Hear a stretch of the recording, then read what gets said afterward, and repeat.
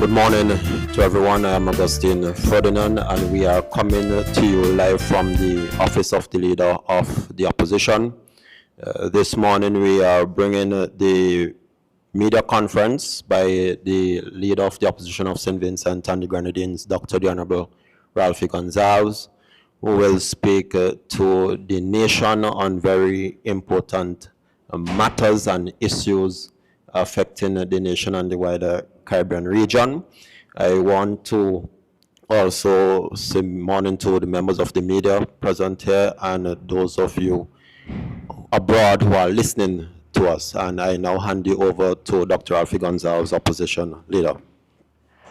Thank you very much, Augustine, and good morning to the members of the media who gathered here. And good morning to the people of St. Vincent and the Grenadines at home and abroad, and to all persons in the Caribbean and elsewhere who are listening to this press briefing.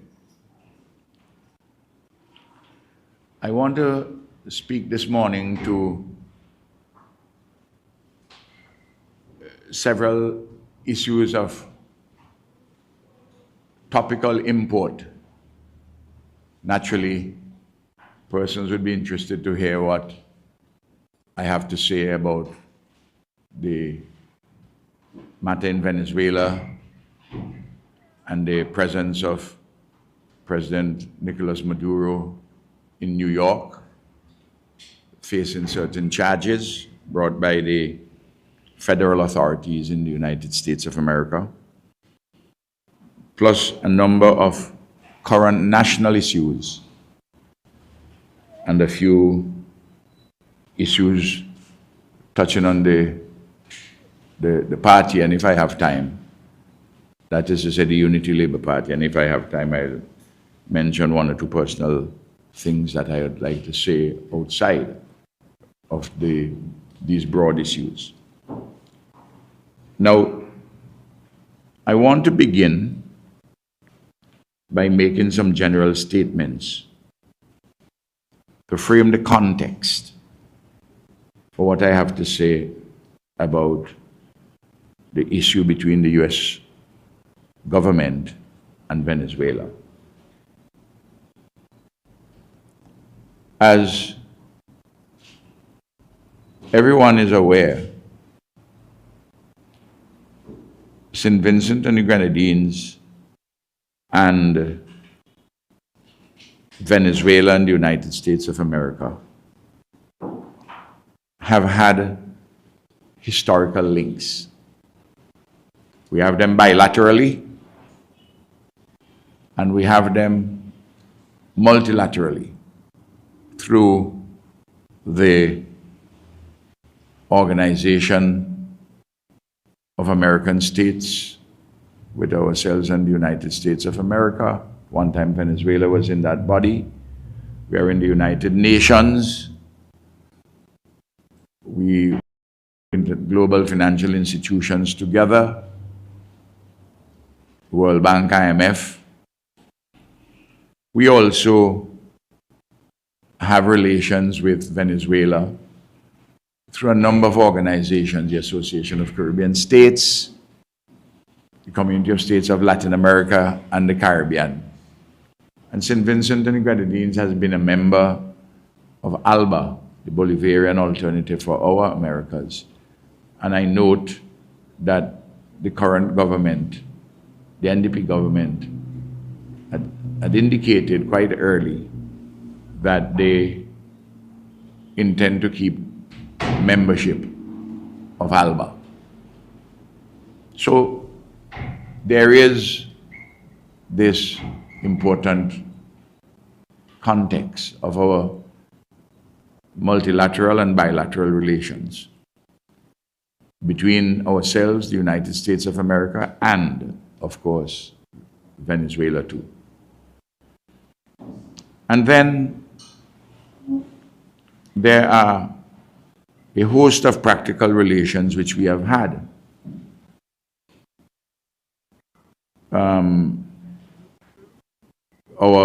Our interests on many matters converge and sometimes they diverge. For instance, the United States of America and ourselves have had historically relations where we cooperate on security matters and sharing intelligence. We have no such relations historically with Venezuela. The United States of America works with the regional security system, which includes the member states of the OECS, Barbados and Guyana. And we do not have any such connections with Venezuela. In other words, there are certain relations which are demarked as a special and others which are not. And then we are where we are geographically. We're near to Venezuela and we're near to the United States of America. As I said in my UN speech in September 2025, that we can't take up St. Vincent and the Grenadines and carry it to Vladivostok, nor put it at the mouth of the Amur River. And that is why I had called for a mature conversation between Venezuela and the United States of America and Cuba and the United States of America. And that any role that CARICOM can play, that would be useful since we have relations to with Venezuela and Cuba, though the United States of America has had in recent times problematic relations with Cuba and Venezuela. So the matter, there are some commonalities and then there are some complications and there are some contradictions. But they take place within a particular framework. We are frameworks. And we, of course, the United States of America is our traditional ally of real substance because our people migrate to the United States of America. Remittances are sent home. Most tourists come from the United States of America to St. Vincent and the Grenadines and the rest of the Caribbean. Our trading arrangements, all the cultural influences and connections. And it has helped too that we speak the English language. So there are these ties, there are these bonds. There are others with other countries too, but I'm talking really now of the context. In a summary form, I'm not doing a thesis, I'm not doing a research paper. I'm touching points of contact and relevance, which would point to the context of these relations. Now, it is important to recognize that St. Vincent and the Grenadines and all the CARICOM countries have, since independence, subscribed to a multilateral system of international relations, and that we created through the Charter of the United Nations, and most civilized way to proceed with state-to-state relations. Look, the United States of America after the Second World War was the driver, among other countries, to establish the United Nations. The final conference, which determined the Charter of the United Nations, took place in San Francisco in the United States. And what are among the principles which were enshrined in the UN Charter? First of all, a respect for international law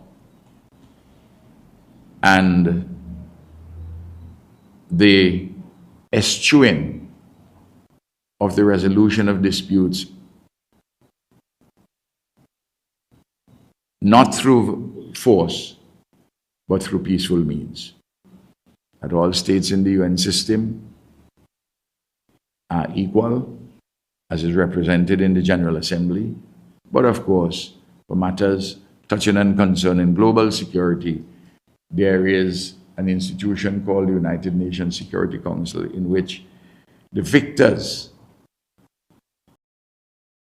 of the Second World War were enshrined as permanent members, and they are, of course, non-permanent members, 15 members of the UN Security Council and the 10 non-permanent members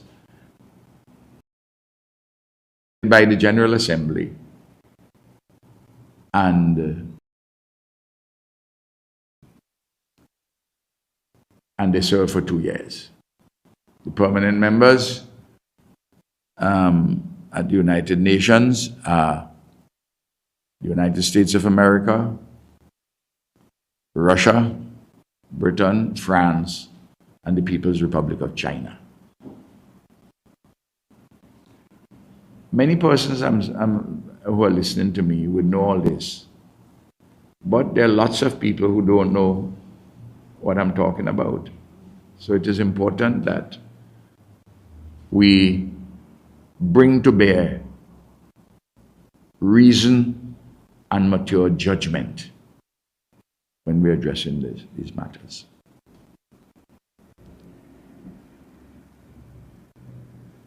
So the relationship with the United States is a very important relationship for us. And the system in which we are functioning, in addition to bilateral relations, is a system of multilateralism, respect for international law, equality of states, non-intervention and non-interference in internal affairs. And it was all decided as long ago as 1945, before we became independent, that this is the way to proceed in a dignified manner. It is interesting that the Bureau of CARICOM issued a statement on January the 3rd, and I think it's important for me read important, critical parts of it. The 3 members of the Bureau are St. Kitts Nevis, which is now the current chair of CARICOM, the outgoing chair, Jamaica, and the chair incoming for July is St. Lucia. They constitute the Bureau, which acts between meetings of the heads of government to make pronouncements on behalf of the Caribbean community. There was a meeting in the early morning of the intervention in the United States by the United States of America and the taking of President Maduro. But that was, I understand, was an early morning meeting, took place at about 5 o'clock that morning, and that the only countries which were present, it was a Zoom meeting, was St. Kitts chairing, Guyana, Barbados, Suriname at the level of heads, and I understand it was joined by Trinidad and Tobago at the level of foreign minister. I don't think that information has been made public as to that initial meeting. And that statement was essentially a statement expressing concern. The event had just happened, and that they will monitor. So that was what you may call a holding operation. And then later the Bureau met. And this is what it says. The opening paragraph of the statement, or the substantive opening paragraph. The Caribbean Community, CARICOM, is firmly committed to the fundamental principles of international law and multilateralism enshrined in the UN Charter, including sovereignty and territorial integrity of states and respect for human dignity. The region reiterates its call for peaceful dialogue through diplomatic channels to ensure Venezuela's stability, good governance, democracy, and the prosperity for the people of Venezuela, and that CARICOM remains ready to support all such efforts in a spirit of cooperation and mutual respect. Then it goes on to say the Bureau of Heads of Government assures that every effort is being taken to ensure the safety and security of citizens of the region, and the Bureau will continue to monitor the multifaceted impact of this evolving situation and the implications for economic activity within the community, particularly air travel. Now, this statement did not make a judgment of the action of the United States of America. It reaffirmed principles which I think we all share. But it stopped short of making a judgment that this particular act was a violation of international law. I would have wished if that assessment had been made. Now, I am being firm in this yet measured because we need to find a solution. And I will speak to ideas in that regard. And we have to be conscious that there are other players in this matter other than CARICOM, even though our countries are directly affected. And bigger players, players with greater power in the international system than we do have, though we are not without influence. And we therefore need always to be firm on the principles, make our judgments where they're required to be made, with clarity, without in any manner seeking to contribute to any further divisiveness in CARICOM on this matter, and to obviate any likely possibility of the countries or leaders in CARICOM setting about cannibalizing one another. I think it is very important. Now, the statement did not say anything about the trial which will possibly ensue in New York on the charges which are allegations made against the president of Venezuela. Because these charges have to be proven in a court of law if the matter gets to that. It's conceivable that the matter may be addressed outside of the court of law. One of the things we have to be quite clear is that we must not conflate a military intervention or a political operation with law enforcement.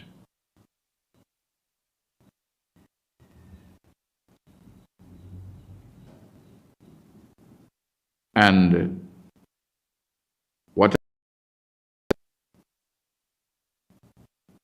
has been put out as a law enforcement activity, the question which arises, is it a law enforcement activity simpliciter?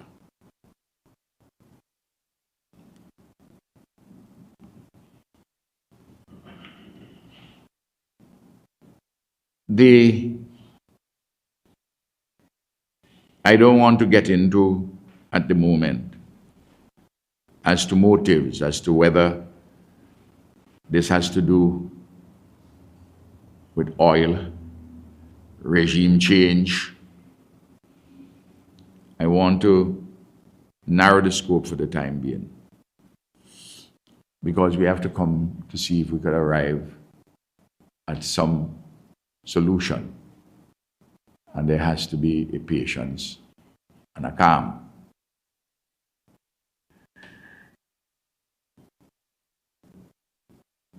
But remember what the point that I make, that we must not conflate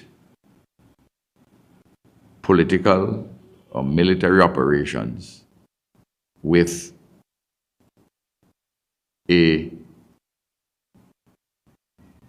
law enforcement. For example,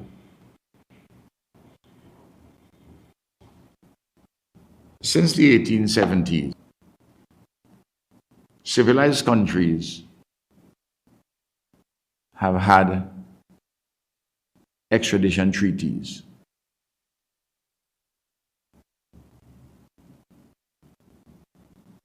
And in the case of CARICOM countries, in each of our countries, we have internal legislation dealing with extradition of individuals. For instance, if the United States of America claims that a particular individual has committed an offense against American law and would like that person extradited, there are domestic legislation in our respective countries, and we have mutual legal assistance treaties with the United States of America. There are some countries which do not extradite their citizens. It's plain and straight, as a matter of their constitution.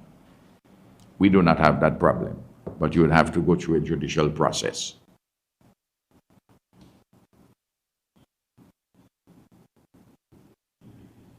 Now, we are where we are.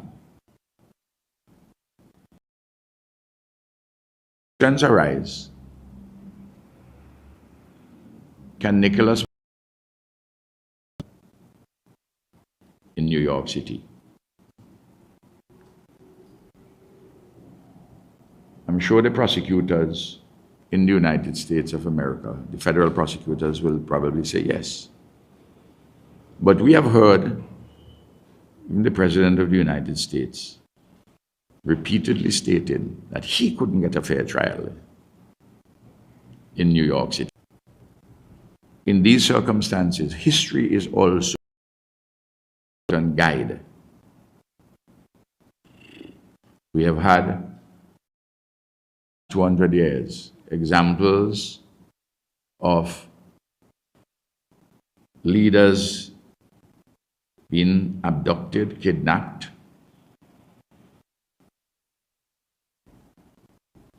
and charges brought which, through the passage of time, have been shown to be trumped up.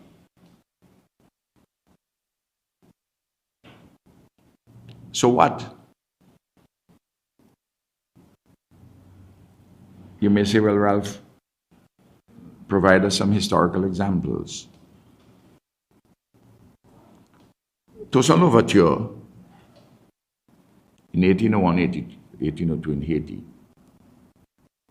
and I'm not just dealing with the United States of America, I'm dealing with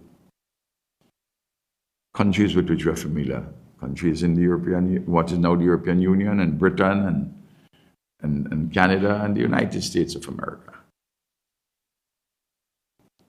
We have to educate our people in this complicated situation so that we can make wise and mature judgments.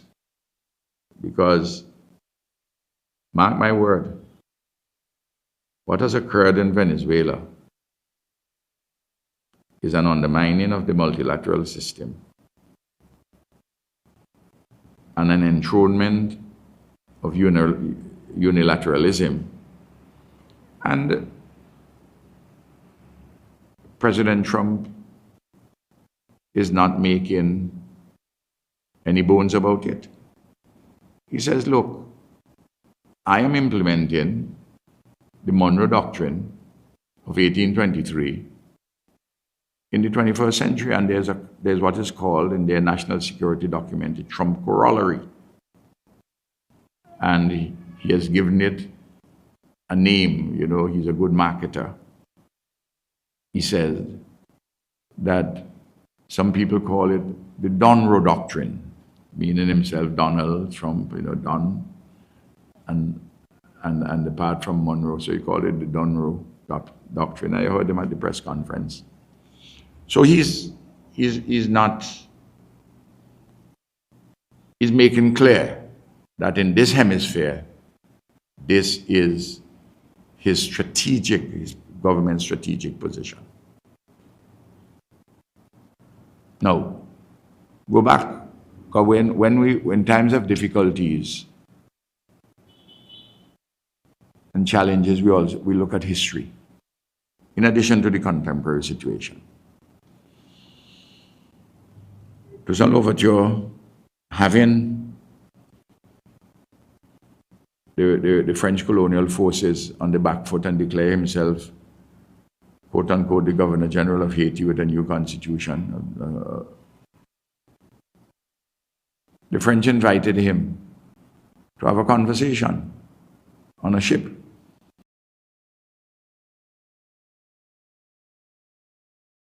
His lieutenant, the second in command, is the one who completed independent Black Republic in our hemisphere on January the 1st, 1804. That's Haiti.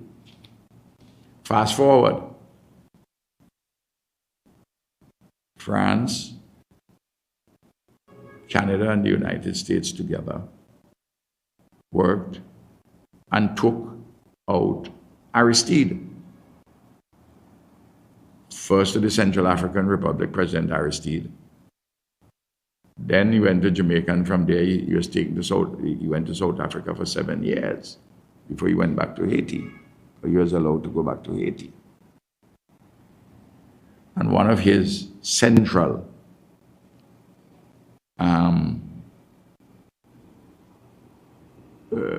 problems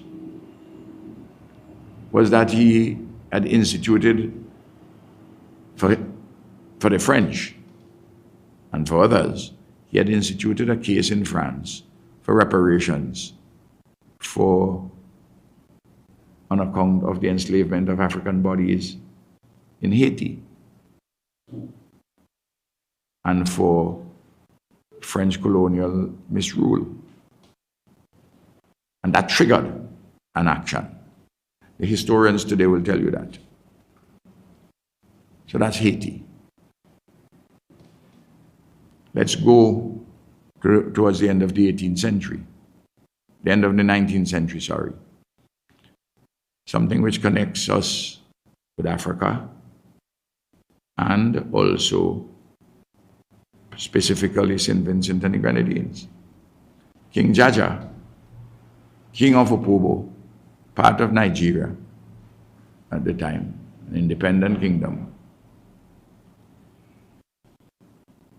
He decided that he's not going to allow Europeans to control the palm oil business. And he set about and getting other kingdoms to work with him on that. And the British invited him to dialogue. They snatched him, took him to the Gold Coast, tried him for some specious offenses, sentenced him to exile, and sent him to St. Vincent. King Jaja, king of Opobo. And then after several years here, he was going back. They took him to Barbados, and then he went to the UK. On his way back to Nigeria, they decided that he was no longer a problem. He died on his way back to Nigeria and Tenerife in Spain. You can read about it in history. Huh? Yeah, he died, natural causes. Yes. And then, of course, we know today that the charges against Marcus Mosiah Garvey were trumped up charges in the 1920s. And we know that President Biden, though didn't give him full exoneration, wiped the slate clean, more or less. How much of any, not of those at the magnitude. Rosie Douglas,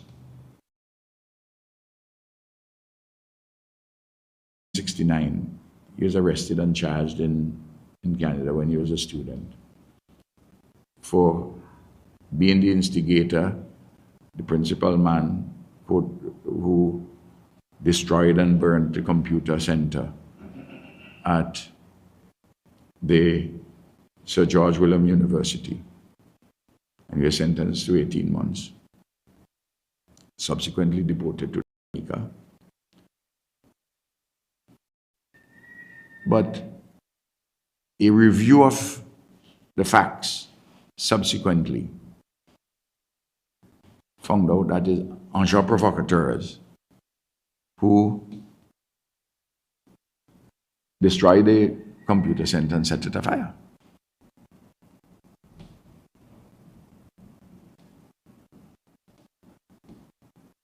Now,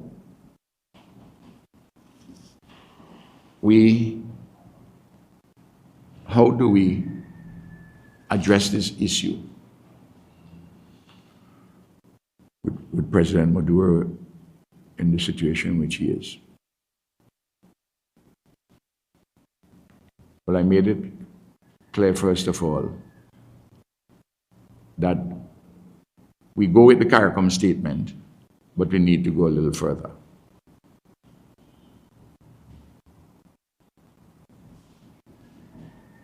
I know some persons may say that we should go even much further. But bear in mind that I say I want us in this region to see how we can use our sober judgment to see if we can get a resolution. And I'll come what are the objectives of this resolution.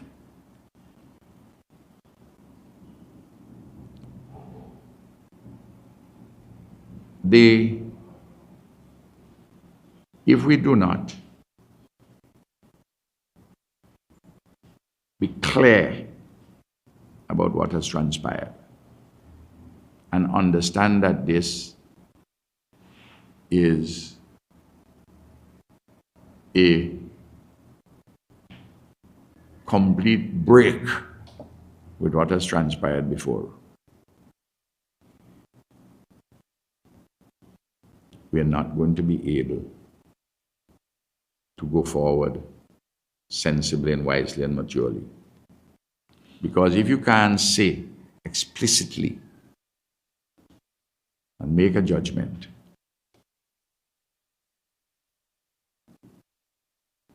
we in these islands, we in the Caribbean, when we go to Parliament, we are not going to independent parliaments. We are going essentially to local government assemblies. And there is some dangerous rhetoric which is coming out of the United States. I saw an interview of a senior Republican senator. And he said that the position is clear that in our hemisphere, no country will be permitted to go against the interests or the policies of the government of the United States. And he says, any country, he emphasized it and said, in our backyard. Can't remember if that interview was done last night by, I saw it on CNN or whether it's MSNBC, because I've been switching between CNN and all, and going, following it. And people have been calling me, and I've been calling people of various individuals across the region and elsewhere. Been in touch. So, what do we have to, if we have the skepticism about whether Nicolas Maduro can get a fair trial in New York City, even though it's a federal matter, the federal authorities are involved. I gave the reasons which would give rise to that skepticism and the conflating of political military operations with law enforcement.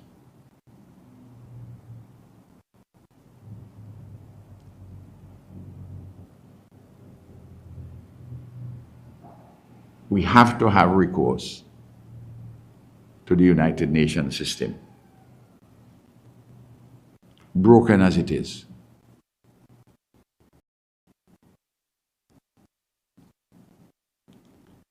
And the United Nations Security Council becomes permanently seized of this matter in every material particular for practical resolution. At the moment, as I speak, I think the Security Council is meeting. Is currently a non-permanent member of the Security Council. I do not know whether CARICOM is going to make a joint statement to the Security Council. I haven't got that information, or whether this or that individual country may make statements. Because I think it is now an open secret that different countries in CARICOM have different positions. We must not denounce CARICOM for that, because CARICOM is a community of independent sovereign states. It's not a federal government. It's not a single state. Though one of the purposes of CARICOM is to coordinate foreign policy. But it has to be coordinated to the extent that it is possible, that the divergences can be accommodated. Clearly, from the statement by the Bureau, they are agreed on the principles, but is the application of those principles now to the factual situation hesitant to go further than an enunciation of the principles.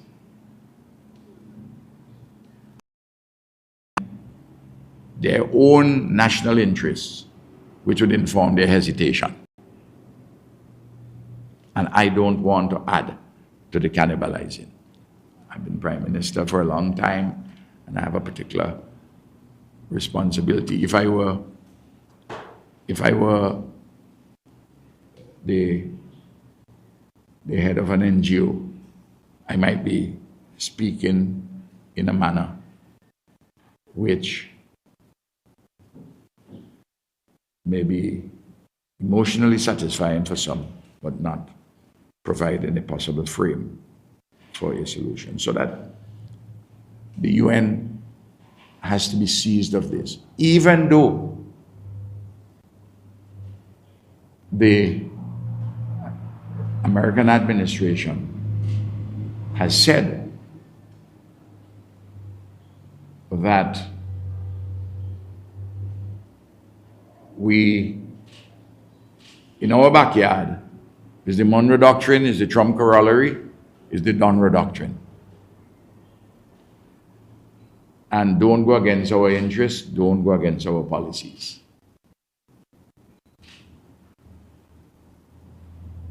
But yet we have to use the instruments which are available, and clearly the United Nations Security Council and the United Nations system.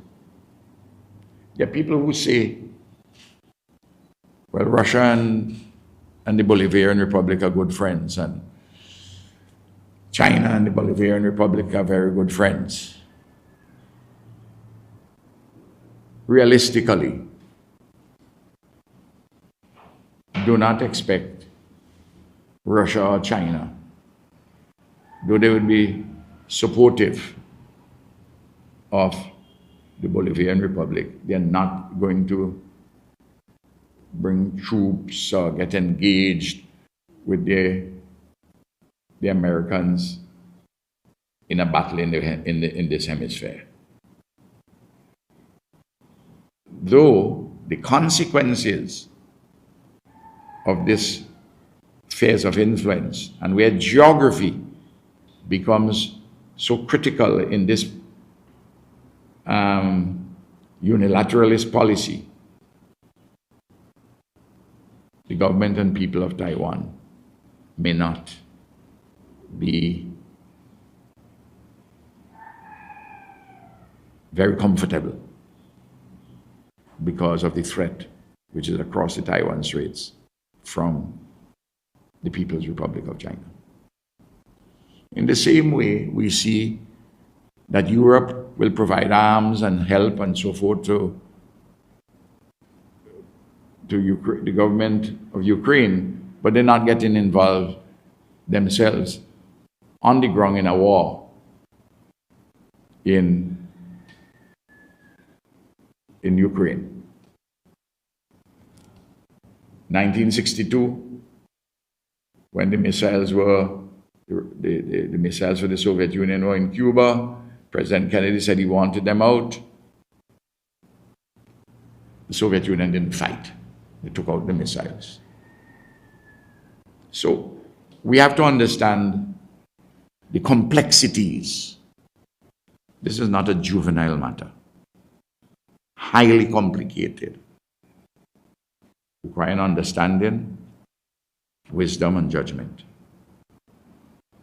Now, so that's the definition of the issue, the background, the bundle of concerns, the role of the UN system and the Security Council, and I was very pleased to see that the Secretary General of the United Nations made a fairly strong statement. And then CARICOM itself has now to offer itself. CARICOM says I'm suggesting offers itself as a possible interlocutor because it's directly affected, or to do so through CELAC, and to have all parties, including the United States and Venezuela, to have a mature conversation to ensure A, peace, security, and inclusive development in the Caribbean and Latin America. Because we are the smallest and the weakest of the partners, that we may be more disinterested in a power sense to be able to see if we can facilitate mature conversations. I don't think that we are beyond mature conversations. Because if people don't talk, people will war. Just for the purposes of peace, security, and inclusive development, shared prosperity in our Latin America and the Caribbean. And for an institutional modality to go forward, not just episodic meetings, not just episodic gatherings. And CARICOM has to emphasize for our citizens to understand what are the adverse consequences for what is taking place in Venezuela. You notice the last statement in the Bureau, the last paragraph in the Bureau statement said, the Bureau of Heads of Government assures that every effort is being taken to ensure the safety and security of the citizens of the region. Fine.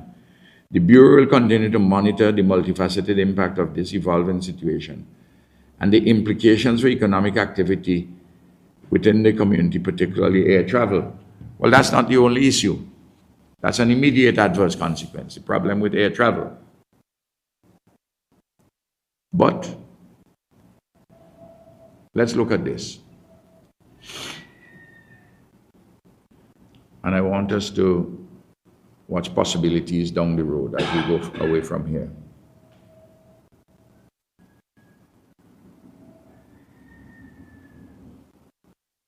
There was a suggestion which was made by President Trump that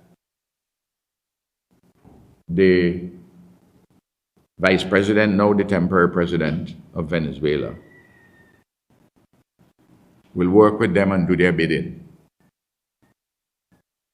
But she has issued a statement, Delcy Rodriguez, and said that's not on the cards. I didn't tell anybody so.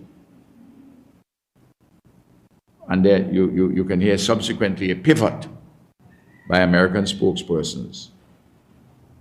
Now, if you're going to install, if the United States of America wants to get its interests, and it has spoken to the question of oil and other minerals,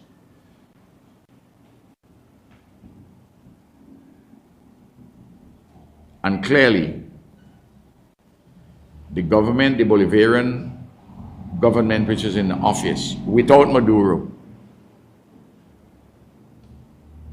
do they want to have a conversation? They clearly are not accepting the American position that the oil belongs to them, to America, and they're coming for it and they want reparations for the nationalization and all the rest of it. So if a government has to be installed, an alternative government to what is there, and that has to be installed by the Americans, you're going to require boots on the ground. And you are likely to have pitched battles once that takes place. It's one thing to remove the president. It's another thing to install an entirely different government. And that is when you're going to have mayhem in this Caribbean. A lot of people are going to get killed. A lot of people are going to run out of Venezuela, good and bad people. And bad people tend to take advantage of crises to make money and to carry out all kinds of actions. And it's just a short step from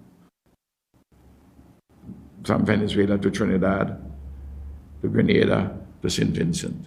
Either people transiting or coming directly. And you only need a handful of bad men and women to come to any of these islands to create mayhem. Slowly at first, and then with greater rapidity and descent into chaos. So we have to spell out what are the possible, indeed likely adverse consequences.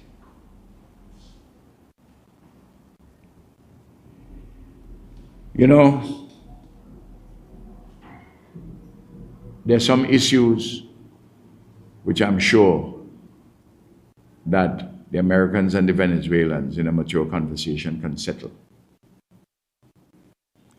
And that there are other matters, they might have to arrive at a condition of mutually agreed dissatisfaction. That's something you agree on?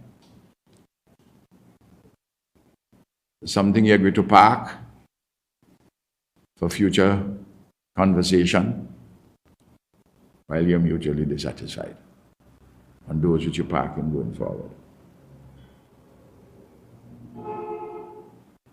I have given you, I think, and I think the public would have had, in a summary form, a clear perspective of the complexities and where the spaces we can look for from CARICOM. No. I want to say this. There are some persons who are doing a reflex denunciation of President Trump alone. But this fuse was lit, which has arrived at this point, in February 2015, when President Obama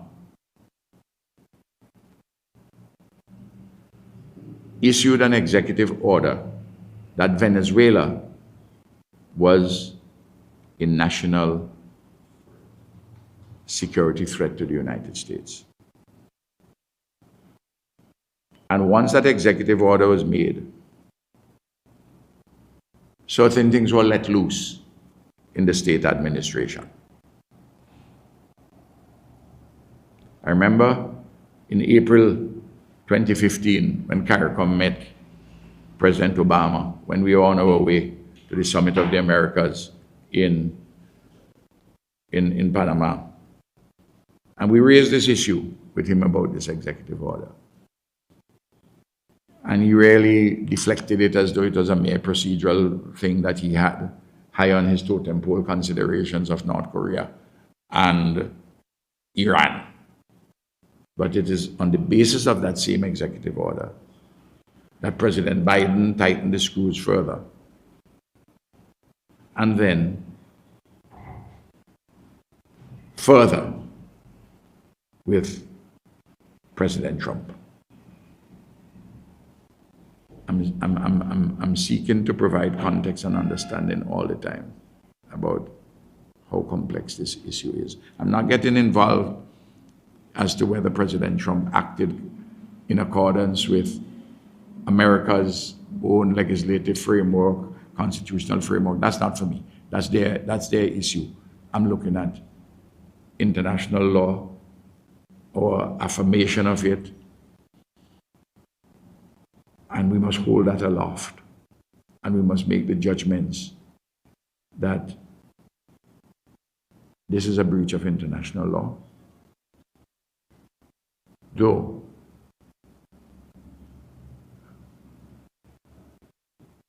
the President is elevating, President of the United States is elevating the Monroe Doctrine, which is unilateralist, and he put a corollary to it, the Trump corollary. And that's what I said, that writing of the rules certainly,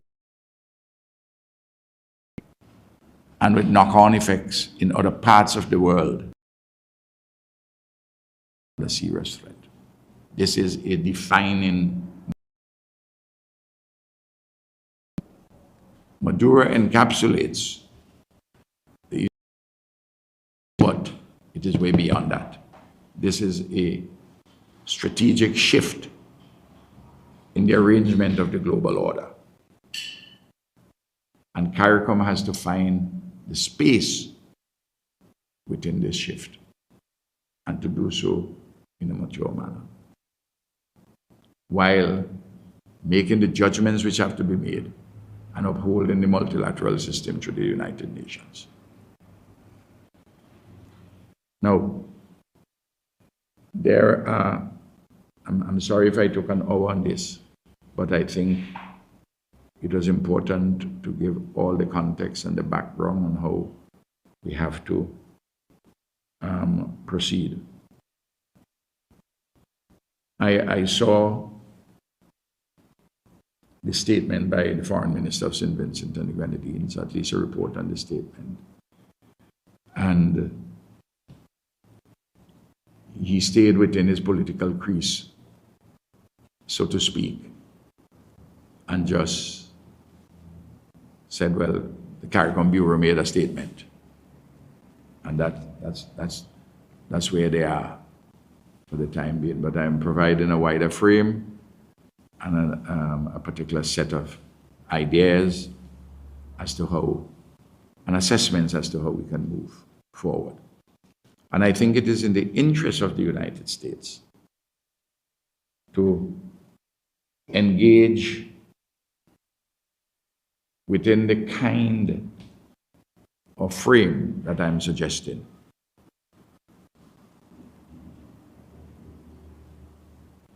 They may, in some respects, get what they want. In others, there may be a mutually agreed level of dissatisfaction. I want to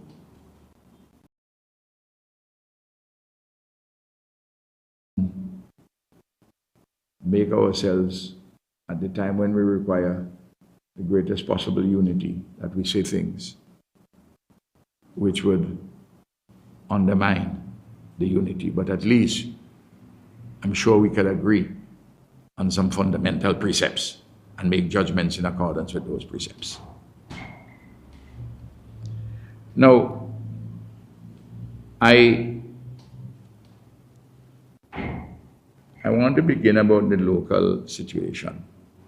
I haven't said much since the elections. I had two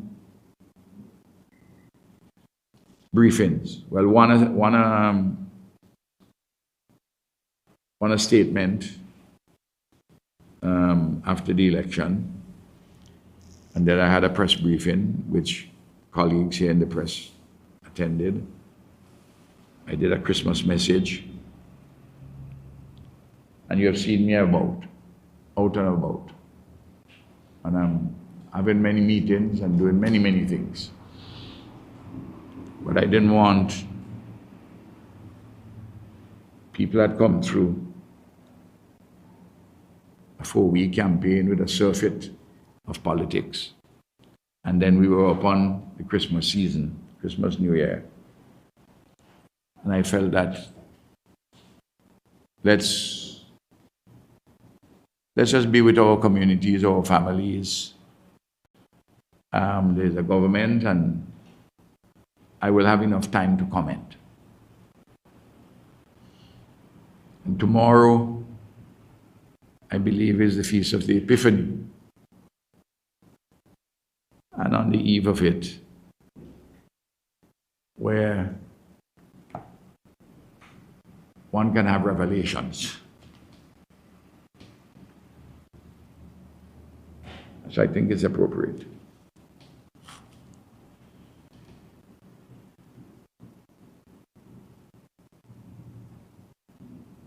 I want every one of you here to read a book published in 1984 by a Czech novelist called Milan Kundera, Kundera, called The Unbearable Lightness of Being. You know, Sinclair Leacock, who seems to be the thought leader in the NDP, came out and said the place felt light. And I noticed by repeating it, well, the phrase, the unbearable lightness of being. And there are some things which are unbearable. And I will deal with a few. Because rather than lightness, there's some heaviness.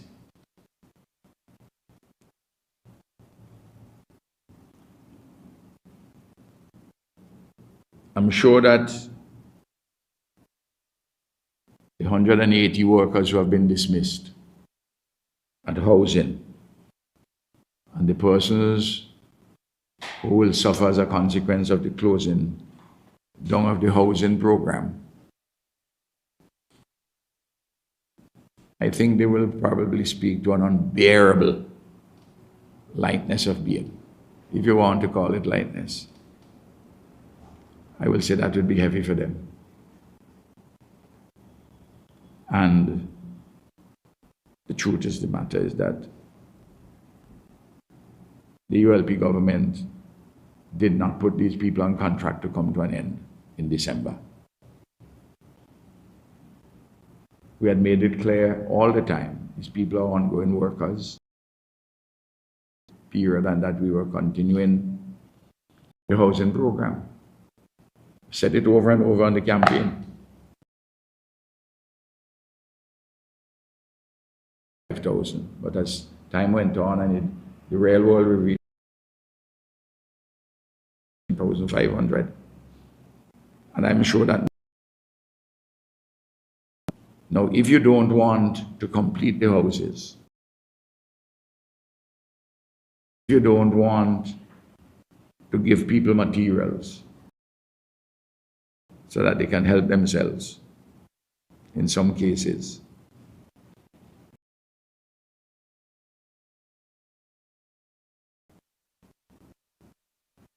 because you want to cut spending,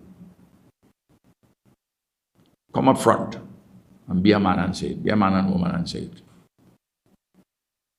Don't use metaphors like lightness, because that ain't no lightness. That's heaviness. And if his lightness is unbearable, that's why I refer you to Kundura. It's a novel with a lot of meaning under it. I read it decades ago. And when I heard it, I said, well, maybe they were not they'd never heard of Milan Kundera. Then we are witnessing political discrimination and the public and private bullying of persons, certain offices. And I'm calling on the members of the government to restrain those supporters who are just going about bullying and threatening people. You know, I just want to remind people, in 2001 when I came to office, I set a tone as Prime Minister by keeping Angela Mercury and Angie Jackson as secretaries at the office of the Prime Minister.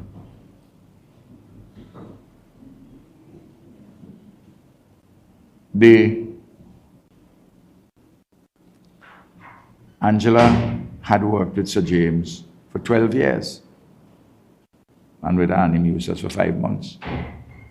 Angie had known no boss other than Annie Eustace. But I kept them there, and I had my reasons. Apart from they being excellent public servants, Angela is now retired. They served this country very well while I was Prime Minister.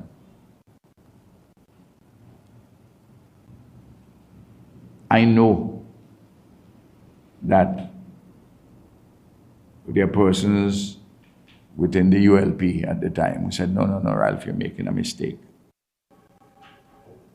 But by setting the tone in that manner, this kind of a madness which you have going on now, you have the head of the Public Service Union wanting to see the Chief Medical Officer out. Other people following. The same thing with the Chief Personnel Officer, the Cabinet Secretary, and so on. You must read the rules of this country and who permanent secretary. You can move them around. You could You can only fire them if they have committed some criminal offense or have misbehavior in public office, and there has to be a procedure. We're a country of laws. You want to move the cabinet secretary, you can't move the cabinet secretary unless she agrees, or the chief medical officer.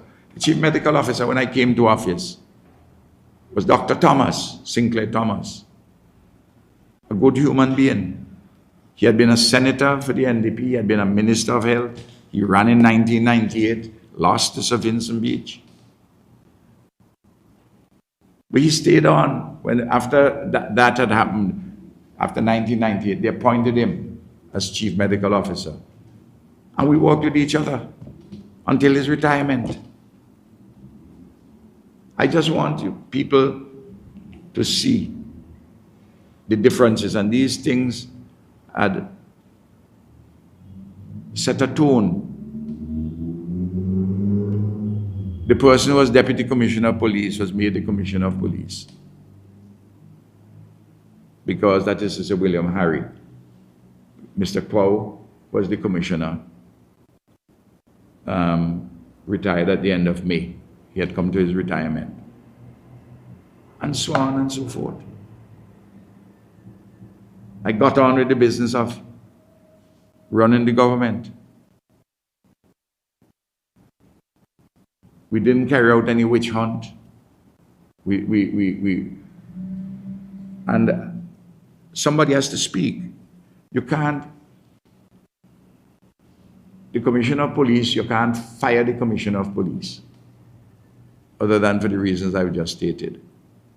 Oh, the commissioner of police has, or anybody has leave. You can request for the Public Service Commission or the Police Service Commission to send them on leave. But at the end of the day, when they come back from leave, they have to revert to their substantive position. For certain particular jobs, it's clear. And you have this, I don't know, we're not in the middle of the summer, so we can't talk about any midsummer madness.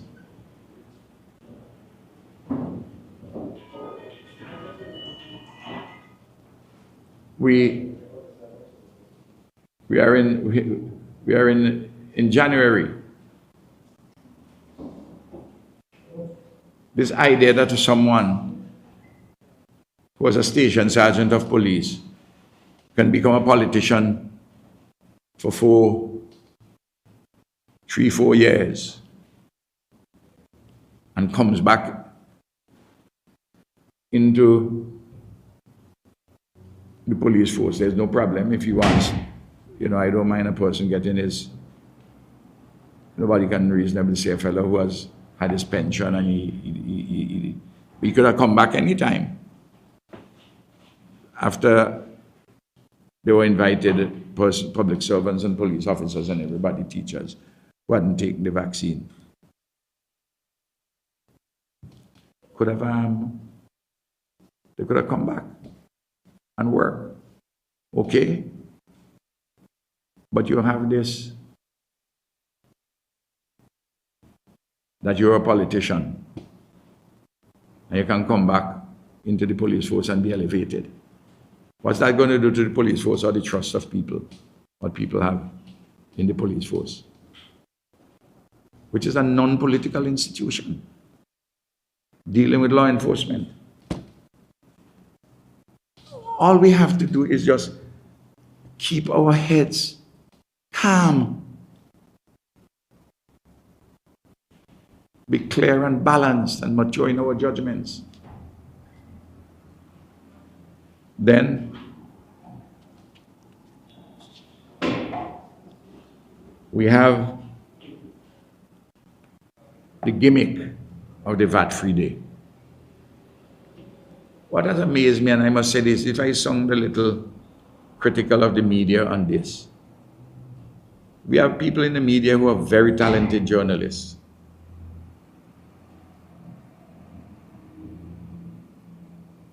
You can't just report what a politician says, a ruling politician says that the VAT-free day was successful. What is the benchmark for success?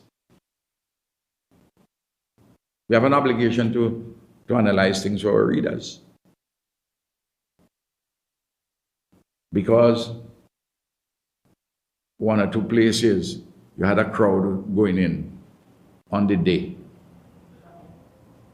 Well, people, how many days before people didn't actually go and shop or shop in the quantities? But they were hoping, misguided, didn't read the fine print as to what is available on the VAT-free day. I haven't seen one person in the media. If I missed it, I'm talking about a journalist. But a print online who said this. There are two types of VAT. We talk about it all the time. It's in the estimates. They follow what we do. $150 million at the port, the import VAT. That was not the issue which was being addressed with the VAT-free day. It was the domestic VAT, $150 million. That's what was collected a year. How many shopping days there are? Well, you have 52 Sundays, so you minus those from the 365 days in the year. You have 13, 14 days holidays, you minus those two. So you end up around 300 shopping days a year. 300 shopping days a year is $150 million, is an average of $500,000 a day. That's what you have. And for this particular VAT-free day, it was so constrained. You didn't get it off in relation to hotels and food you buy at restaurants. You didn't get it off for vehicles you buy a higher purchase. So one would expect that on an average, the number would be below $500,000. But let us leave it even at $500,000. See, more people went that day. Even though, if you check to see the days before how people didn't buy or the couple of days afterwards. No analysis of this. And I'm sitting down at GOS and I'm reading this thing and say, but wait. Everybody has lost their critical faculties. How much revenues we collect a year? $700 million. And I pointed out before this, I pointed it out on the platform that this is a gimmick. And I explained why it's a gimmick. And I said that the people who are going to benefit largely are persons who have savings and who are buying specific things. So you had a fellow coming out from Graves with a box of chicken wing, proclaiming that he get his VAT-free on the chicken wing, this box of chicken wing, until somebody told him, well, if you go on the day before, you'd get it because chicken wings is a long, long time you don't pay VAT on them. But he thinks he's getting VAT. And I'm inviting you all to go online and read the analyses in the United States. I think there are 20 or 22 states that have sales tax free day. Once a year, maybe twice a year, some states. And all the analyses will confirm what I'm telling you. Gimmick. Do you know how much money the revenue loses when you have 8 weeks of 8 weeks of duty-free concession on the barrel, and we've been doing that every single year? About $7.5 million. 15 times the average on the VAT day. Do you know that when we moved the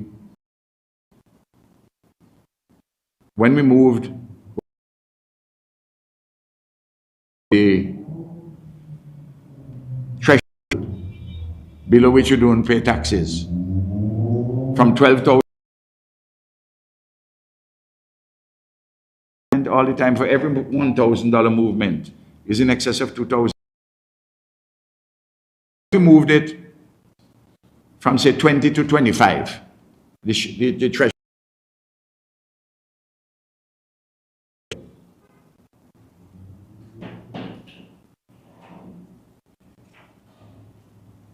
That is over $10 million. The revenue loses annually.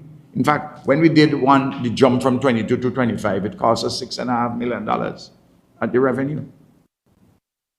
And when you go,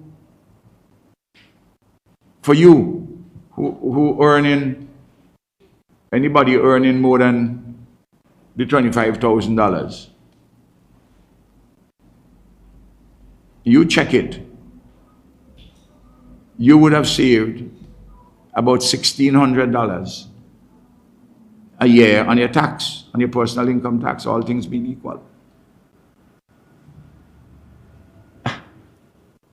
I just want, and in my role as leader of the opposition,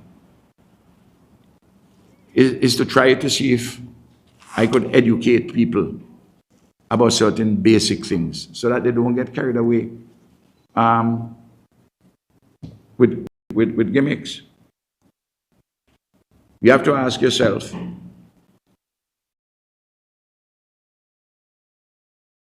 and citizenship.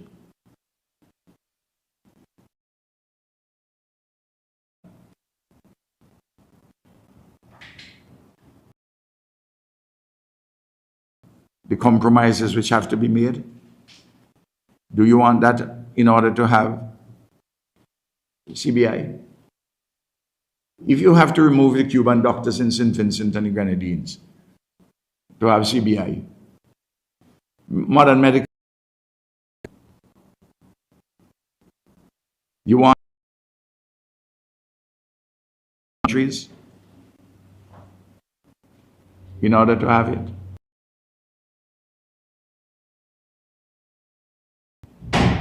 Why don't you protection? They didn't get the person in charge. We got to do something with this thing. And you're telling me about the lightness of being. And you're inside of your kitchen trying to prepare some food. And you're fanning fly all the time. We always had flies. And you would have flies. Trees, we have it, but we have to control it.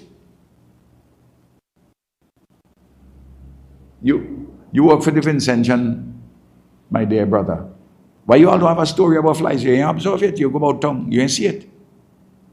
You go all the way down Peter's Hope. You ain't seen it.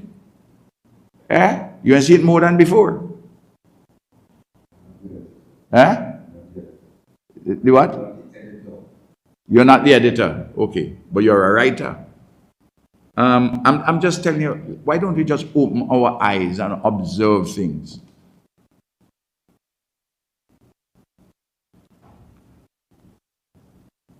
We see in the city, I know it's a difficult matter, controlling vendors on the streets. But we have been trying, the ULP government has been trying to see how we can balance it. People making a living and having some order. Now the thing is just a free-for-all. The unbearable lightness of being. Is there not a government?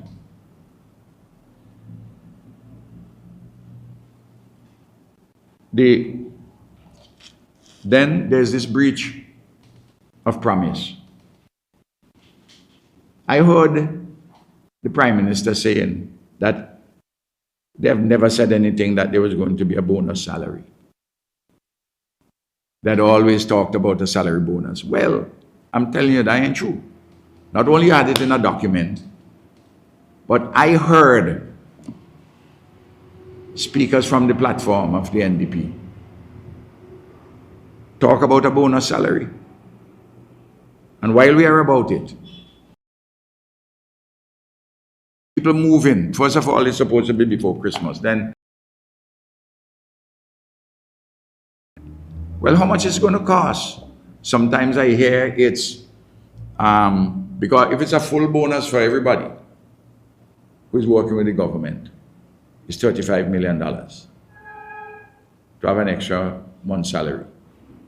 And then you put other things which would have to go on top of that.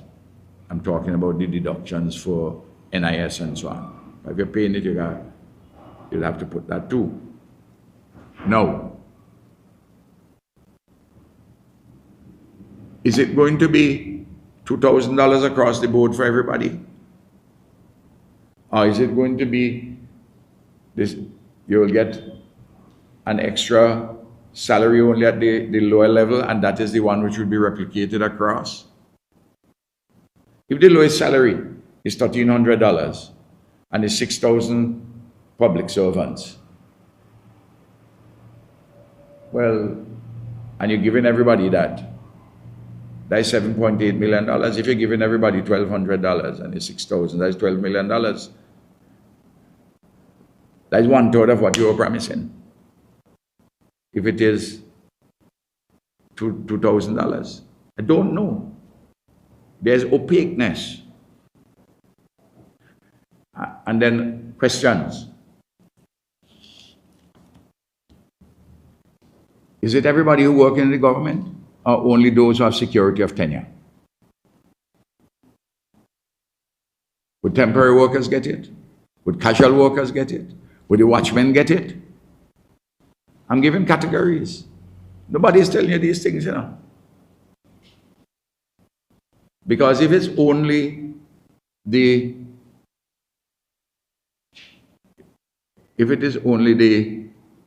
those with security of tenure, it's a different number. Persons thought that they were going to get the amazing thing to me.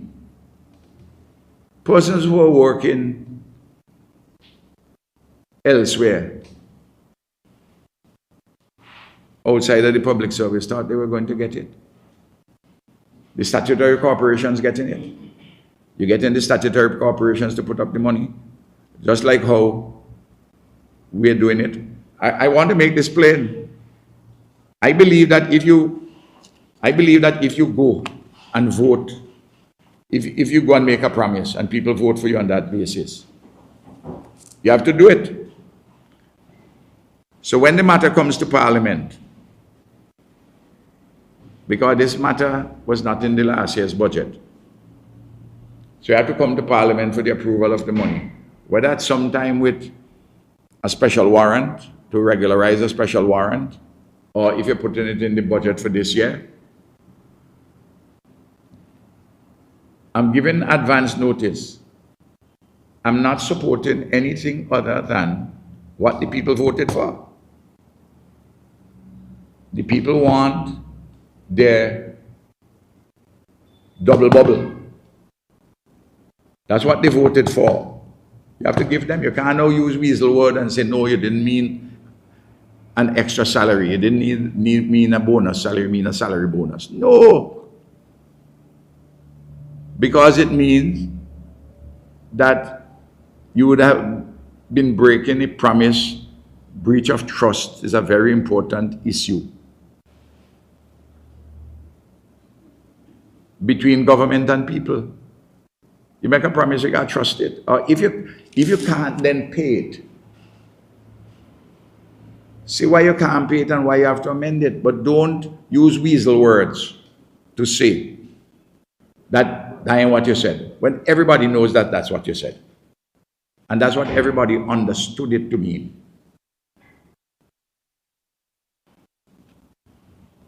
Then, what about people on NIS pension? We have nearly 10,000 persons on NIS pension. Yes, nearly 10,000 people on NIS pension. You have about 48,000 contributors. 48,000 people who are actually working and paying NIS. You have overall about 56,000 people working. The other question which people in the private sector are going to ask, why we must pay for 6,000 workers who are already secured and whose wages, whose salaries and working conditions by and large are better than those in the private sector.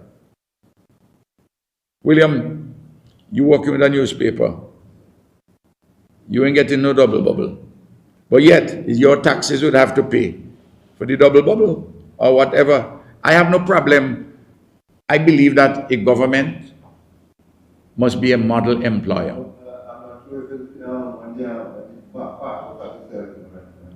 Well, I'm saying here, the government must be a model employer, but the government has to be balanced in what it does as a model employer with other categories of workers. For instance, when we did the Christmas COLA, we did the 3 months Christmas COLA for public servants. At the same time, we gave $175 for each of 3 months at one time at the end of November for the 3,000 poorest persons in the country whom we have a list of at mobilization. So that you can say you're balancing things. You help the public servant since 2007. At a level,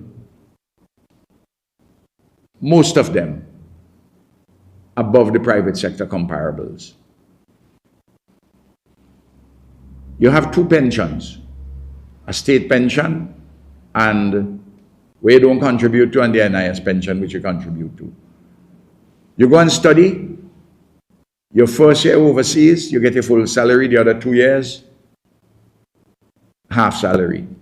You can go to the bank and you can get a no down payment mortgage, 100%. A lot of the housing by public servants were purchased that way. Then you have security of tenure. By and large, you have better working conditions than people in the private sector. The question is this: if you have 56,000 persons working, why must 50,000 subsidize 6,000 who are quote unquote better off? Therefore, you have to do something for these other 56,000, the other 50,000, sorry.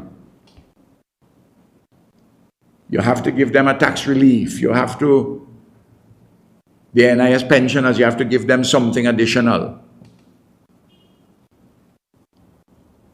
You have to put it in a proper balance.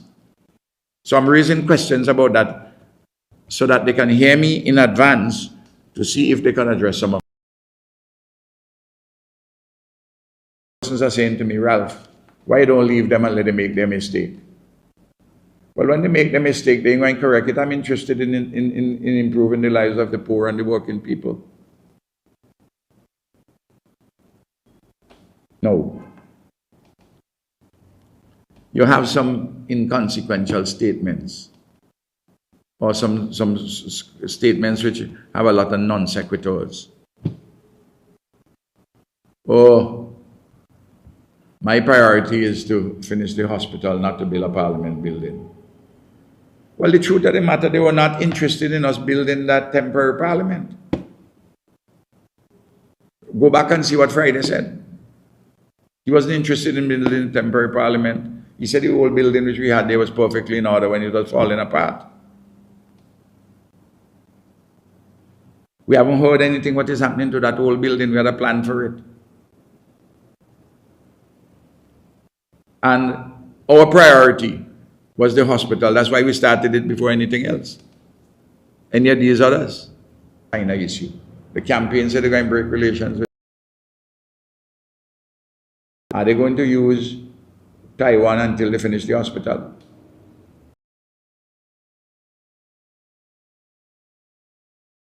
They say, boy, this is a difficult time to do that. I can't get Trump vexed. So I can't get Trump vexed because I want to do the CBI, and I will give in to him on some things, but I can't get him too vexed with me. Is that the mindset? Tell us now, you're the government. You're no longer just a opposition being irresponsible. You notice that all my statements here today have been straightforward and very responsible. Then, let us talk about the public servants and the vaccine requirement. I heard leading spokespersons of the NDP, people who ran. I heard Leacock with it, I heard Bramble with it. I heard them very clearly with it, where they said they're not only, when they say full benefits like what Ralph was saying, come back and you could get, you add your retirement benefits before you left, come back anytime, you go back into your job, and your benefits, will aggregate them together. And that has happened. People have done so, come back, retire, and that's fine. And by the way, we didn't put any deadline to come back anytime because different people have different issues they have to deal with. No, they put a deadline as to when you can come back. But the issue is, are they going to pay back pay? They docking that, or are they going to settle the Privy Council case? On what basis are you going to settle the case when the Court of Appeal said that what the government did was fine, and you can read the judgments, and particularly the summary on page 80 of Justice Paul Webster, Justice of Appeal Paul Webster. I'm sorry I didn't have it here with me to read it again. I read it more than one time, and you all can look for it.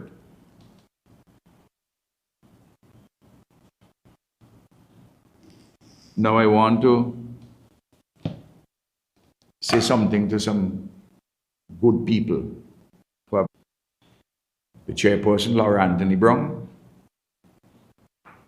she's a patriot. I worked with her. Ingrid Fitzpatrick, similarly. I don't know a great deal about, similarly, Adrian Fraser. Good person, good human being. As in fact, all those which we have appointed during the ULP time. Blazer Williams as chairman was an excellent person. So I'm not going to be involved in denigrating good citizens who have come to service. I don't know a great deal about Alanson Cruikshank in his mature years. I knew him as a young man growing up. He's come from good family and everything. He has a good education.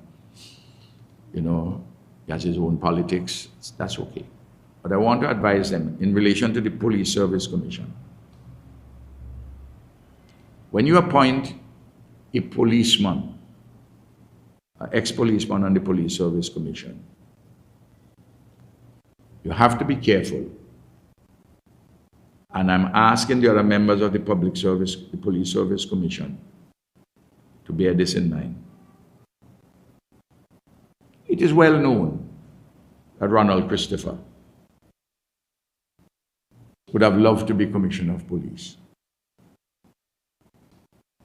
No problem there, everybody can be entitled to his or her ambition. But there's always a danger, and you have to watch for it, that a person who had the ambition to be Commissioner of Police become Commissioner of Police. The other members of the Police Service Commission have to watch him to see that he doesn't want to run the police force from the Police Service Commission. I'm just giving advice, you know. Remember, you know, I'm not an ordinary leader of the opposition. I have nearly 25 years under my belt, you know. One of the reasons you never appointed a commissioner of police who is retired to go on the Police Service Commission is that you didn't want him to continue to run the force. Similarly, somebody who was never commissioner, you have to, the members of the commission, I'm not saying that Christopher is going to do this, but there's a danger and they have to look out for this danger. Otherwise, you'll have chaos in the police force because, remember this, the commissioner appoints persons up to the level of sergeant. From station sergeant, inspector, assistant superintendents, and assistant commissioners by the Police Service Commission without any requirement. The commissioner and deputy commissioner, the prime minister would have the Constitution puts it out. I'm just summarizing it.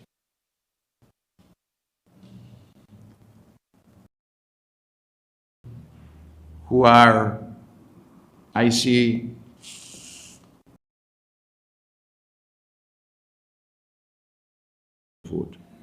those ambassadors who have been quote-unquote political appointments. As I understand it, they had submitted their resignation, said that I would leave at such and such a time as you want me to leave. Those who have been public servants, it's a different story. If you have been a public servant and you're appointed as ambassador, there's a different way in which that has to be dealt with. So for instance, Luann Gilchrist was a public servant before she went. But those who are not public servants, those who are quote-unquote political appointees, the Constitution makes it clear as to what is required, as to how they're appointed, and therefore disappointed. So I don't make any big thing out of this. And the idea that Fitzbramble says, well, we're going to have a professional core of people. Wasn't Rhonda King professional? Rhonda, who became president of ECOSOC, the first time ever. She's the one who led us there to the Security Council. Don't denigrate people who have served in these capacities. Stop it. Stop it. Don't be infantile. Do not be. The ambassador to Taiwan, she was headmistress of the girls' high school, a responsible person, made an immense contribution to this country. If they didn't want to keep her, they want to put somebody else, it's fine. Because that was expected by the office, the ambassador herself. So, but it's no big thing that you recall them. But those who are public servants, there's a different procedure. There's this thing, those who are political appointees. This morning has been a class doing education of governance. Because if people don't understand them, they wouldn't be able to make proper judgments. And this, they're now coming to realize what I've been saying about crime. Since the NDP has come to office, I think you have 3 homicides, 3 murders, 1 kidnapping, and 2 shootings. That's a significant number. I'm very pleased to see that in 2024, that the decline in homicides is by 25% compared to the year before. Well, really the 2 years before. And that's a good sign. And I'm hoping that we could continue that downward trend. But crime is a complex issue. And I've always been talking about this. And wherever you can expect me, as always, to be on a matter like this, as all matters, to be very responsible. I'll be critical where I have to be, but responsible. There are some things which Sinclair Leacock have said, which I will take issue with, but they're not. They have a much lesser order, so I wouldn't want to address them here. And then, look, didn't everybody in the country expect me that if you have a fire at a school, that I'll be there? I'm the Education Prime Minister for 25 years. In fact, I would have gone the very night if I didn't have a guest up at Goss who was overnighting, and I had to have dinner with them.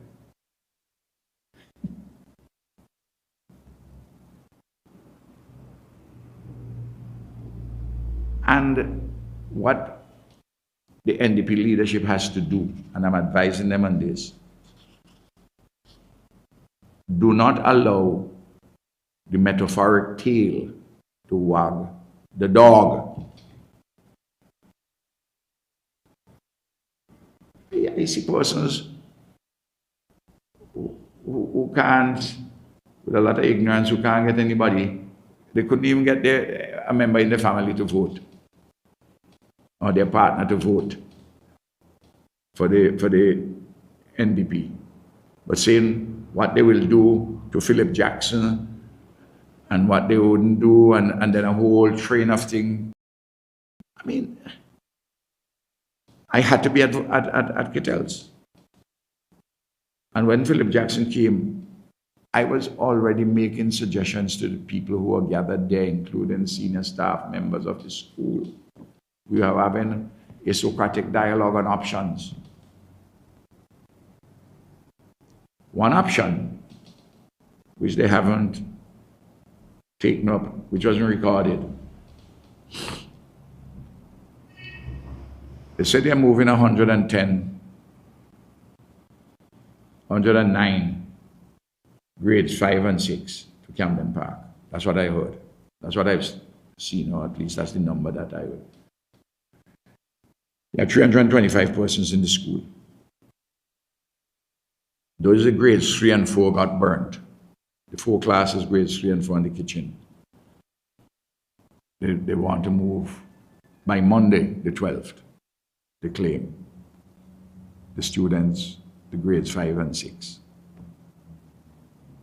But already today, grades 5 and 6 should have been involved in having online education. I made the suggestion. I don't know if Philip Jackson heard it, or if there's too many suggestions were coming. I know this one was not recorded, at least on the video that I saw. I don't know if it was cut out or what. But I said, if you have 100 students, I just put it roughly, for the ease of maths, go into town the very day and buy 100 tablets. It wouldn't cost $50,000, $500 for a tablet. Or get somebody to bring them in from another country, immediately fly them in.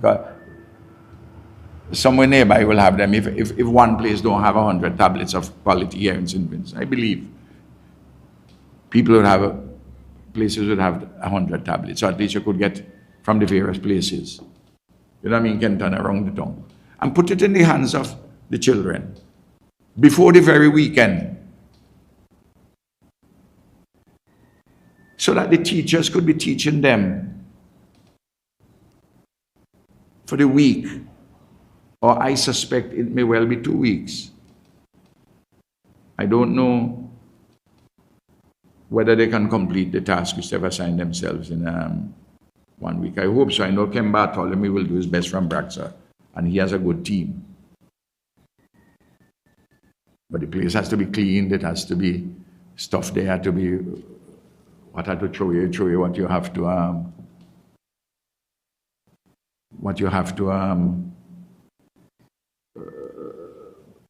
put in storage elsewhere, you put them in storage elsewhere, and so forth. You have to give away.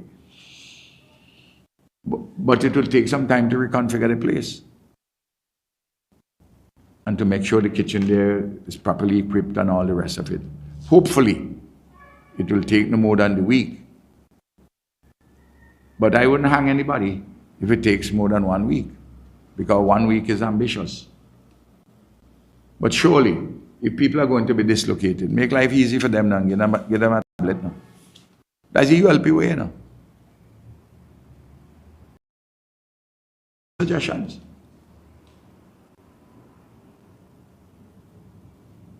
And they have to stand up. The leadership of the NDP has to stand up to some of the bellicose, crass bullying what is going on by some of their agitators hither and thither at home and abroad. Those persons believe they are the ones who win the NDP the election, you know.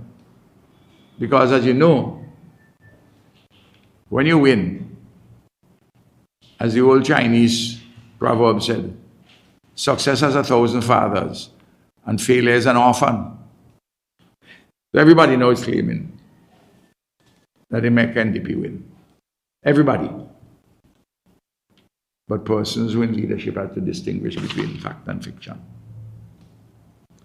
I just want to say a few things quickly about what we're doing with the party. Since the election on the 27th, I'd had several meetings with the leadership of the party, and including a meeting with the Central Executive, and I have one on Monday with the Central Executive. The Central Executive, I'm going to present the outlines of an alternative cabinet, which would be made public, not a shadow cabinet, an alternative cabinet. And the three of us in Parliament will have things assigned to us, but outside, people who are outside of Parliament, whom we can name. And then there will be a policy advisory body, which I wouldn't name the names of the policy advisory body, or some of them will provide advice and will want to be told. I'm looking forward to the Parliament and the estimates and the budget in January 2026, because the estimates have to be held before the end of this month. I want to say this to persons who are going now, persons who want to access public assistance, not the regular public assistance, monthly payments, but who want to access other forms of public assistance and support. I want them to hear me this. I know after the election, when you went to mobilization, they told you that things cut off. So there are lots of poor people who didn't have a good Christmas. The only money they had was Ralph's Cola, Ralph's Christmas Cola. That is the money, the extra money they had. They got it at the end of November. And they say, well, no, you got to come back in January. I know right now when they're going, mobilization is telling them, people at mobilization, that the budget ain't passed yet. Well, I have news for you. The law says that until the estimates are passed in the month of January, you can have you can spend 1/12 of 2025 budget on the recurrent. And on the capital, the Minister of Finance can authorize the financing for any capital, in case they didn't know this. That is one thing which doesn't wait for add, subtract, divide, and multiply. And you can't be telling lies about the arithmetic. The $3.1 billion in debt, the debt is inside of the estimates, and we talk about it all the time. But when you talk about that, talk about the GDP too, the gross domestic product, which is in excess of the debt, and is a question of the servicing of the debt which is important. So don't make an excuse. Remember what I tell you here this morning. Arithmetic. It does not wait for any applause. It doesn't pause for applause. You have to stick with it. I just want to put that as a reality check for those who don't quite understand what this thing is about. Ralph made it look easy, you know. The ULP made it look easy. I want to say that we will do our work, as I said in my first statement. In the opposition, and I as leader of the opposition, I'll do it. I'll do my duty, I'll do it diligently. You can expect questions. You know, in 25 years since I've been in, there are 3 of us in the parliament, you will see questions would be asked, not just 9. I want my colleagues 4 questions each for written answers. Oral answers, the rules permit that. And to use every avenue within the rules to advance the cause of the people, including, when appropriate, for summon the Public Accounts Committee. We are dealing with party reorganization and activism. I've had some discussion on communication networks, the strategy there too. And the ULP and my own residence at Goss, their focal points, the ULP headquarters, focal points for defending the gains of the people. That we is headed by of Trinidad and Tobago, a senior counsel, with a supported team here, with solicitors, chambers, and Anthony Astafan is providing advice. He's not in the region at the moment. When he comes back in,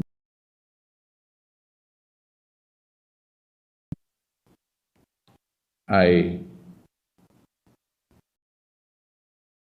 say that the issue of my own personal security remains unresolved.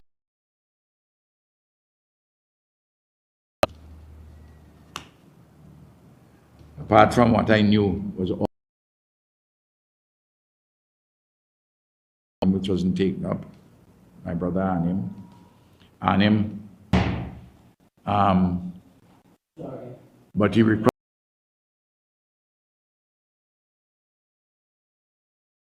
requested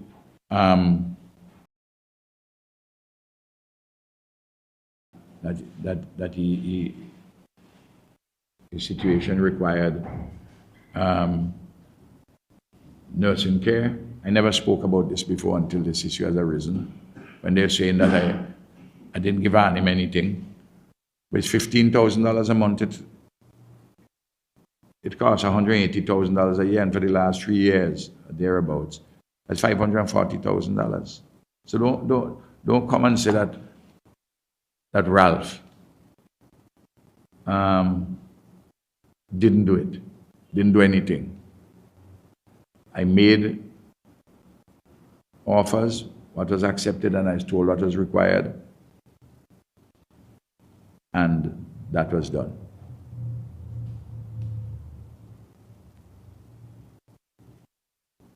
I didn't think that that matter, that was excessive to do for my brother Arnim. People tell me, oh, he was Prime Minister for only 5 months. That's neither here nor there, as far as I was concerned. But you don't have any commentary on that. You want to paint Ralph as though he was a beast. Well, go ahead. The people elected me for near 25 years, you know. I couldn't have been a beast.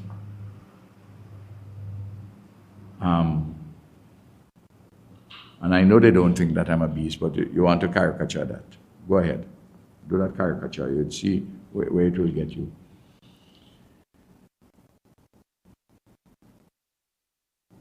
Common decency in civilized nation requires that former governors, general, and prime ministers must be offered appropriate protection. Secondly, I demonstrated it. But thirdly, there's an important state necessity. I have a lot of things in my head on security, on intelligence, things between states which are not written down. Any sensible nation would want those confidential matters to remain that, and for me to be protected in a manner where no one can come and, as a matter of state necessity, and coerce me. I'm not easily coerced, but there are objective reasons why these things are done. Lots of information in my head which relate to this country, which had given me the honor to serve it for such a long time as Prime Minister. I hope subsequent press conferences, press briefing, I wouldn't take as long. But I had to speak at length on the one, first of all, with Venezuela. And there are things still not explored. But you get the general sense as to where I'm going. Thank you. I will answer any questions if you have any. Thank you very much, Dr. Gonsalves. I now pass over to the media to ask questions. Dr. Gonsalves, good afternoon and happy New Year to you and yours. Thank you very much, Kenton. I have a few questions. Sure. Can you tell us why weren't the participants in the Ignite Talent competition held by your Youth Advisory Council paid before the election? Why what? Why were the winners, in the Ignite Talent competition, why weren't they paid before the last election? I don't know. I really don't know the answer for that. This was a competition which was done. It's a state competition because the organization is an organization of state. I don't know. I really don't know the answer for that, Kenton. I'm sure that the persons who are responsible in the leadership and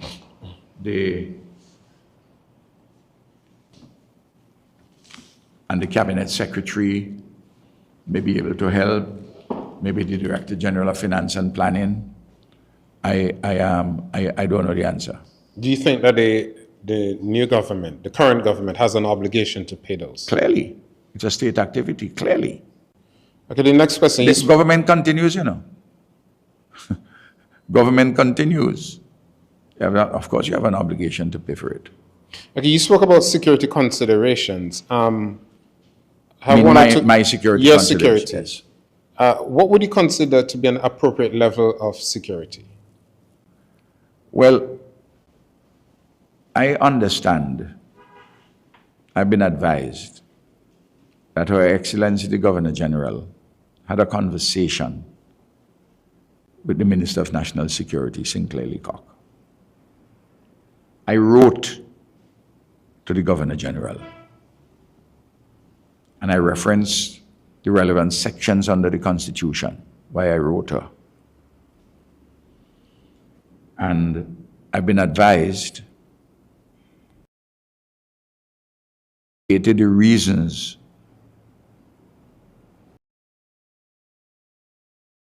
I should be given the driver, one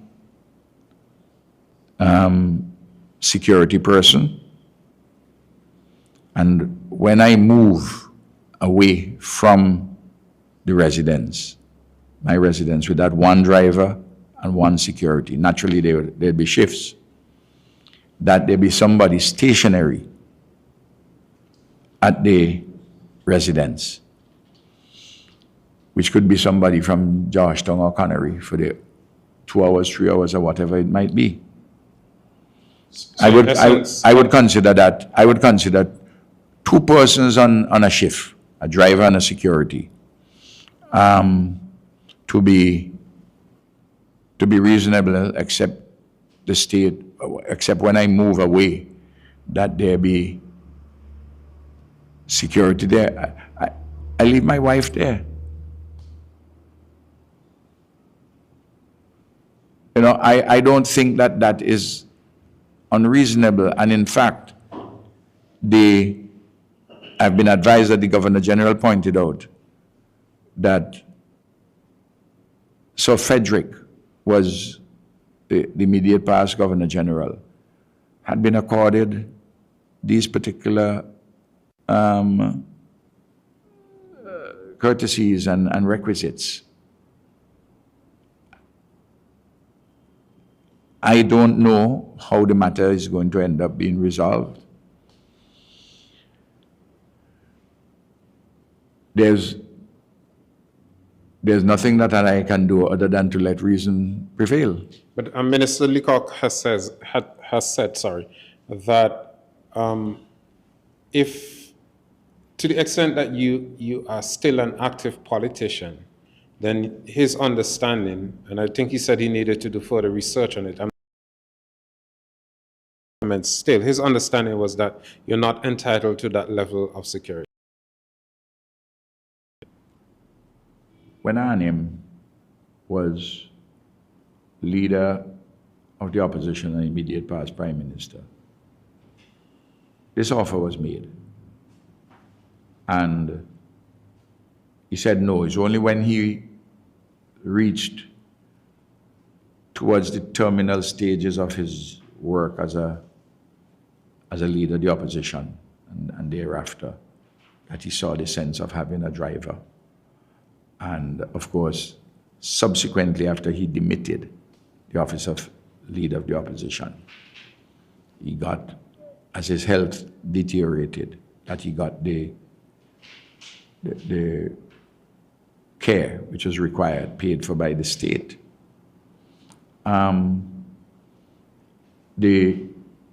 in a unique position of being a long-serving Prime Minister and currently leader of the opposition. I know that some would prefer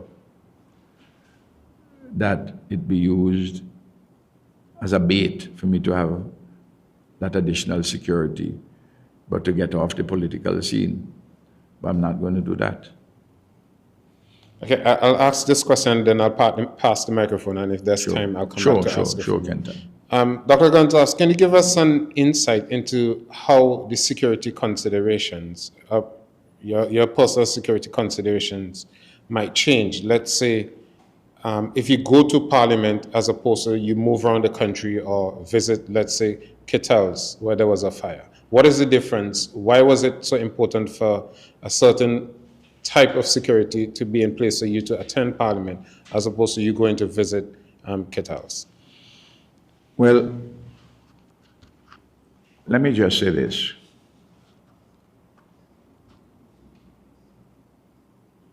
I am fortunate in one respect, that the two persons who have been assigned as drivers, I've known them for quite a long time. They have worked with me when I was Prime Minister, and one of them is a blood relative. And when I'm going somewhere, like when I went to Kittels,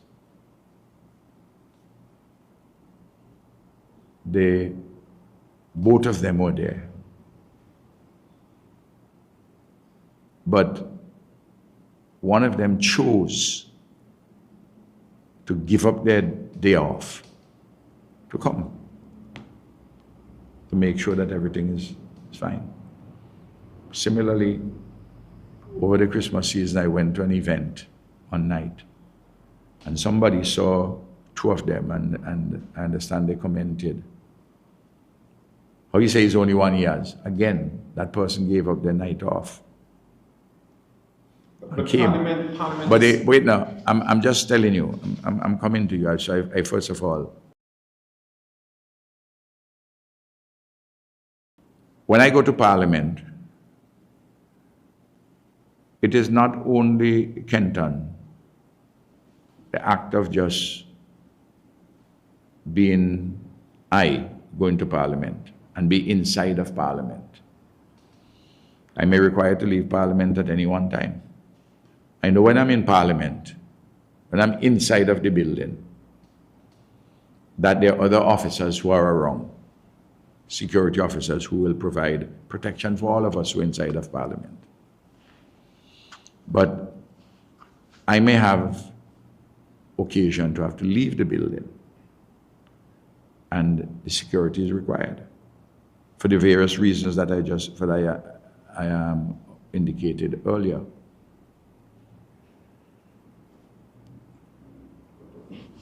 Good afternoon, Dr. Gonsalves, Robertson Henry, Searchlight Newspaper. Blessed 2026 to you, your Thank you. family, and members of the party.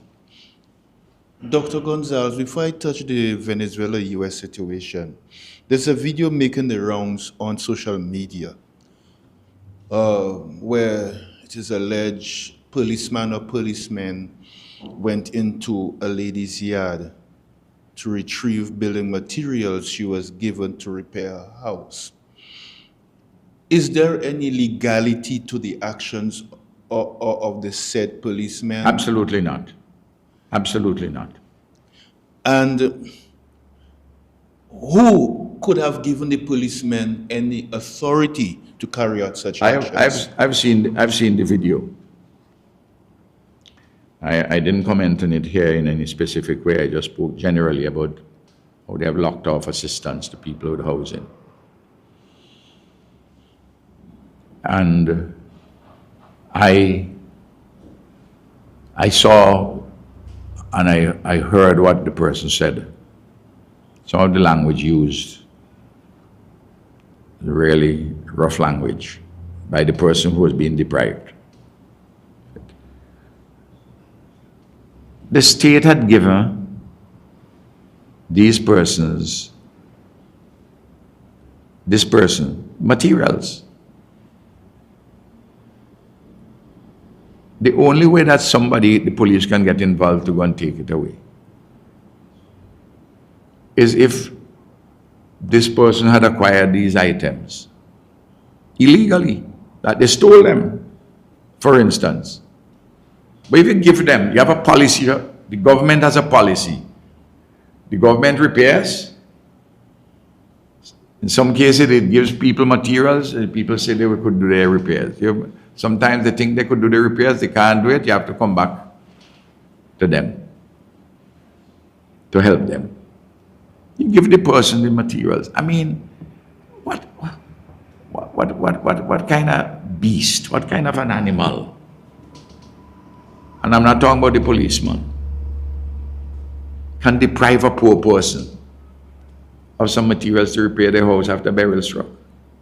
I mean, the only regret for me is that that person, in the whole period, from my standpoint, that she didn't get her house fixed. As I said, we have done 5,000 and something, and you have about 2,500 remaining. The number perhaps has gone up. But it's just awful. That is not the way we build societies which are caring, societies which are inclusive.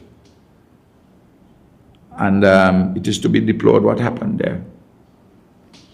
You mentioned housing. With the closing of the housing program effective December 31, 2025, and over 2,000 houses, as you indicated, remains to be repaired at what stage? What advice can you give to those persons whose houses, roofs, whatever, were not repaired? Well, we have to push for the government to continue the program. I know that governments of similar orientation, like the NDP, have a different approach. For instance, in Jamaica, after burial, you're taking a parish which was very badly affected with St. Elizabeth. They had, just like we had 3 categories, slight damage, we had 4, level 1, 2, 3, and 4. They had 3 categories. For lowest category, they give a couple of $100 US, down a little bit more. Then those which are destroyed, I think was 1,000 US. But you can't give somebody 1,000 US dollars if their house mash up. If you're going to help them, all they're going to do is buy a ticket on JetBlue and go to America and spend the holidays. I mean, it has to be at some level.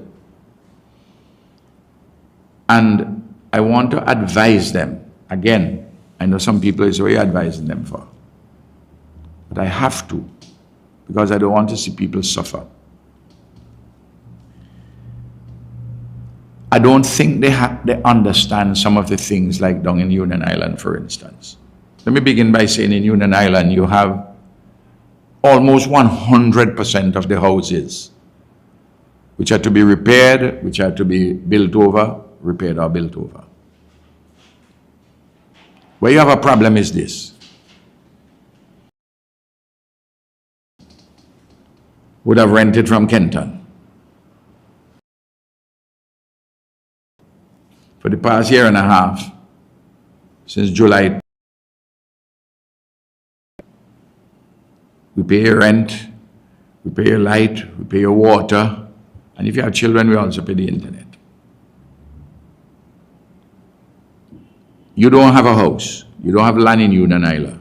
You're from Union, or if you're not from Union originally, you're there for some time, you're working, or whatever. The government fixes Kenton house. Kenton says, well, I don't want Robertson Henry. When we go to Robertson Henry and say, listen, you gotta go back to Union now because the house where you used to stay is fixed. Kenton says, no, you can't come back. He wasn't a good tenant. In any case, my house fixed up good. I want a better tenant than Robertson. So what are you going to do with Robertson? He doesn't have a house, have children. You put him out. You put him out of the accommodation, whether it's a house, a guest house, or whatever. You leave him and his children on the streets. If, of course, Robertson Henry has a job here in St. Vincent, decided to make St. Vincent his current place of abode, well, Robertson Henry would have to leave the state-paid accommodation and rent a place here like everybody else, and that's a different situation. But there are some cases. This doing things, you just can't do it like that. That shows lack of knowledge, lack of experience, lack of empathy. And I'm trying to help them to avoid making those kinds of mistakes and hurt people. The matter is not as simple, and that is one of the reasons why we kept the school open too, even though I'm talking about the one at Annisvale. even though we know that there are only few students. And I had said that, and we'll keep it open for as long, because there are some cases like this which are needed to address. Maybe the situation is not going to be too bad on the students if you close there now. I don't know. But assuredly, there are going to be cases, several cases, which require a special treatment. And you just can't use the blanket policy. And that'd be my advice to the persons. I'm happy to see that what they used to call the youth exploitation service, they continue in it for at least another 3 months, that a set program. Because targeted strategic interventions, in this case for young people, in another case for housing, are always important, even while you have the broad macro policies. That is the way you build inclusive development. Prime Minister, just shifting to Venezuela versus the US / with involvement of CARICOM. There is still plenty concerns regarding planes flying into Trinidad and Tobago, Guyana, because of certain actions by the Americans, certain decrees. The OECS did suffer, although that has more or less lightened up. Do you think that it calls for an urgent meeting of heads to address that situation? And when I mean heads, I'm also looking at the involvement of leaders of the opposition. Well, I'm not asking for the heads to involve the leaders of the opposition in any of these discussions. I can tell you I've had conversations with several heads of government in the region, some whom I've called and some who have called me, because I don't want to admit it. I have a repository of knowledge, information, understanding and wisdom and judgment.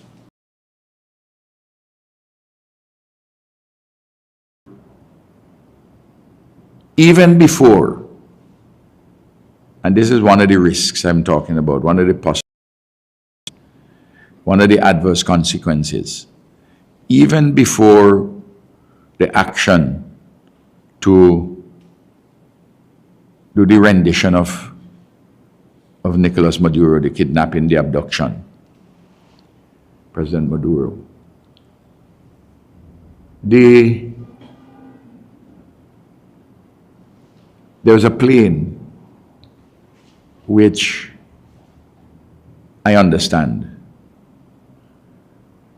I wouldn't call the name of the airline, which escaped a collision with an American plane, with American military aircraft. There was a failure of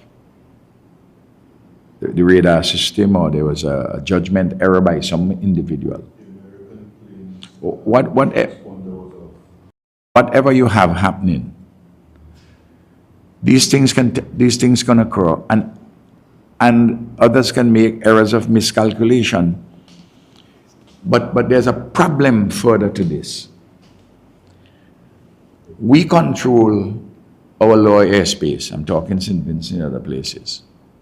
We don't control our upper airspace. It's the Piarco Flight Information Region, which is governed by CANAS, from Trinidad all the way up to St. Kitts. And I've been fighting this battle. You've heard me about it over and over and over.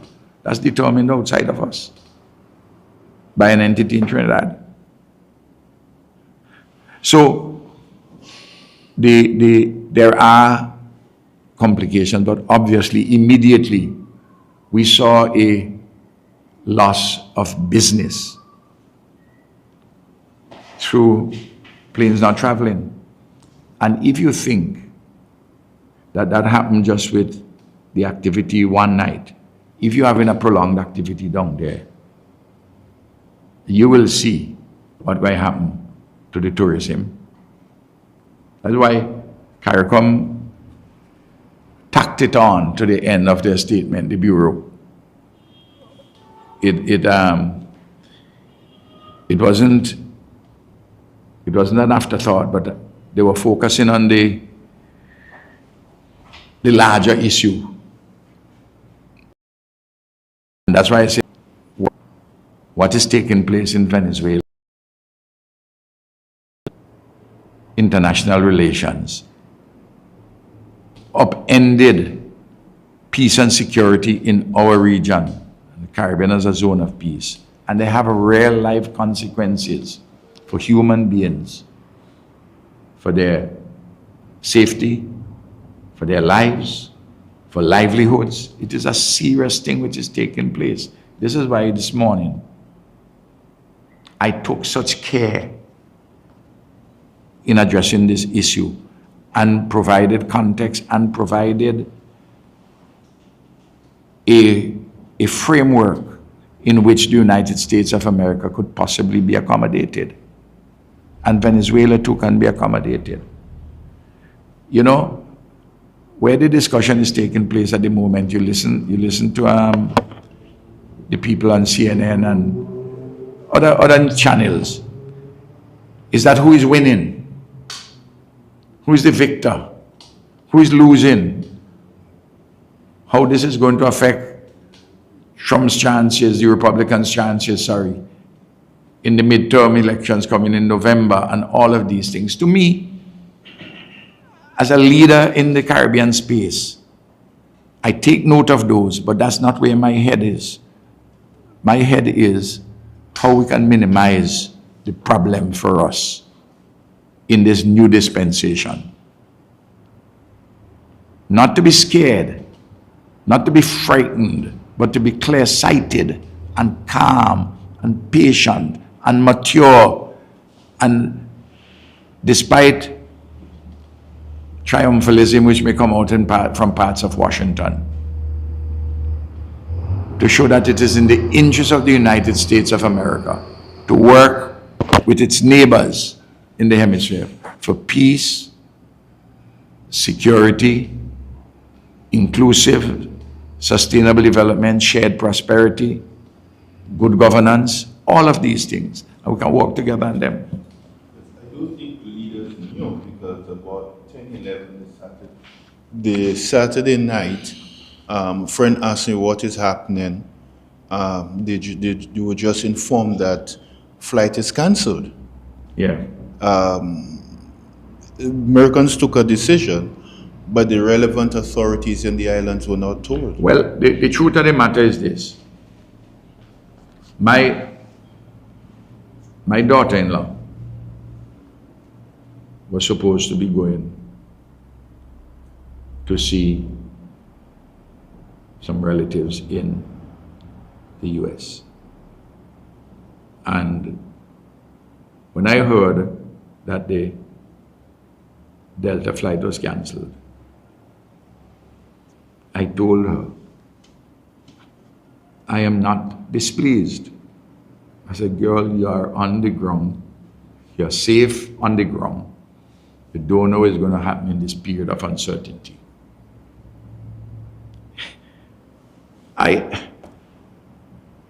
And all of us have to make these decisions.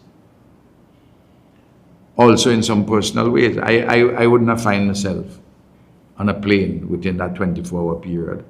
And even ongoing, you have to be careful. And I'm not discouraging people from coming to St. Vincent or Vincentians from going to America. But you have to take all the advice from those who are responsible for managing the airspace, the airlines, and so forth, because they have responsibilities too. Dr. Gonsalves, back to the issue of the VAT-free shopping, and for people who are just joining, Kenton Chance here again. Let's say I spoke to some stakeholders, business people, economists, not just based in St. Vincent but elsewhere, to get a sense of, to inform my reportage on this VAT-free shopping. And let's say a family, the only thing that they bought on that day was a ham, and the ham cost $100. They would have saved $14, $16. But outside of that, what I understand is that the usefulness of something like this is the boost to the economy. Can you comment on those two things? I want to know where the boost to the economy comes from. Because if the extent of it, Kenton, is limited to persons who had the savings to purchase items, fridges, deep freezers, and the like. Some people took loans to do so. Ah, I'm glad you raised that. The poor don't have the access to the banks and the credit union. So they go to a number of these establishments, money lenders, which lend you at 30%. No, the people I spoke to took it from the credit union. Well, some persons who take from the credit unions. But I'm saying, the people who take from the credit union, you take for instance, if you're a school teacher, you can go to the credit union, you can take the loan. If the loan is, if you get the loan, what? You get it at 7% from the credit union. I don't know what was the rate of interest. Then you have to take that into account to see how much you're going to save. Not significant. All I'm saying is that all the studies show, when somebody tells you to do the thing with the aggregate, this is what the studies have done. And I'm sure you will go after this conversation and see some of the things online.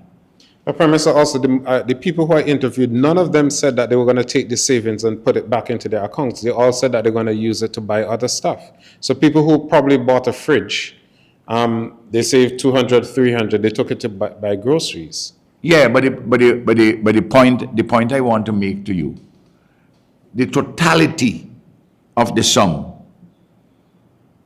on a VAT-free day, in relation to the overall revenue and in relation to the overall economy, is minuscule. Well, in that case, I don't see why the government should complain about it, being that it's minuscule, because my understanding is that the only entity that loses is the government. Well, I'm just telling you that this is why I said, with what happens with the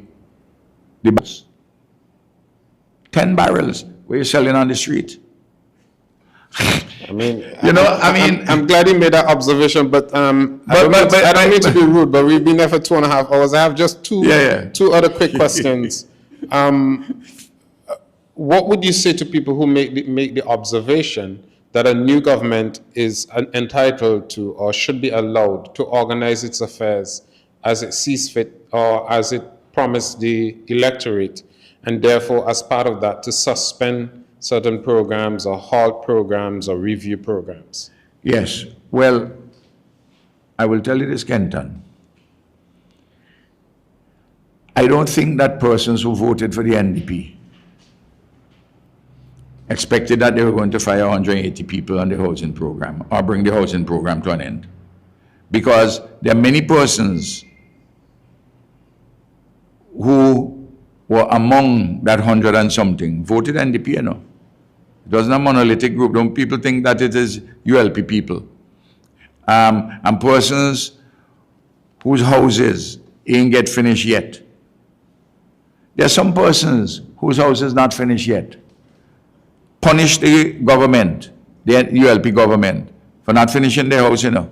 That you don't get your house fixed, Kenton, and Robertson, who's your neighbor, get hers fixed. Gets his fix. Say, well, you know what? They didn't treat me right. I go and vote. But they expect you to fix it, you know. They expect the new government to fix it or to do something to help them.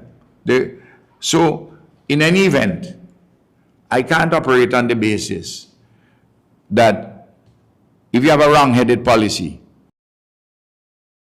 even if people were to vote for a wrong-headed policy, I will still oppose it. if it is wrong-headed.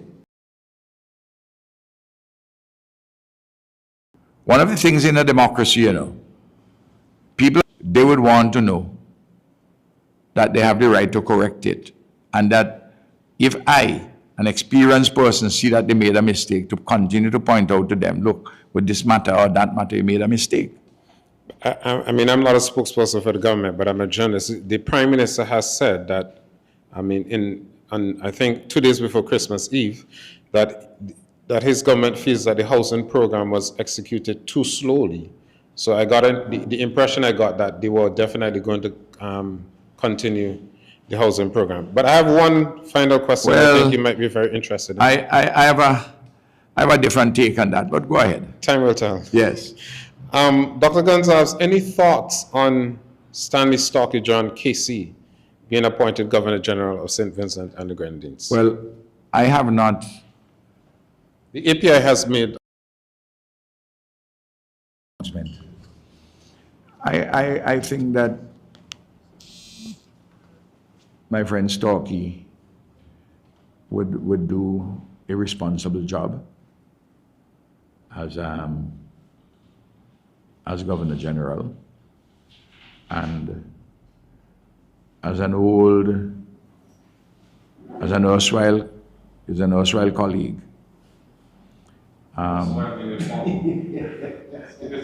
Yeah.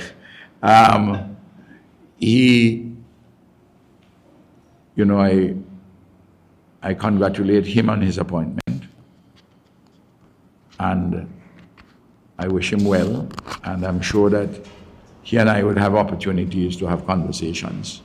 Indeed, you would have to advise him on certain things from time to time. But I just wanted to know, are you at all surprised by the appointment? Well, the thing is this, the number of names that I heard: Tom, Dick, Harry, Mary, Marish, Parish, Duppy and Mad Cow. All the names, I said, some of the names that I heard, I said, no, they can't be serious considering consideration to some of these persons. I happen to know that there are 1 or 2 persons who are given expectation, reasonable expectation that there will be. The person, I understand in one case, a person bought a lot of new garments and so on in full anticipation that they would be appointed, and no, they were very disappointed.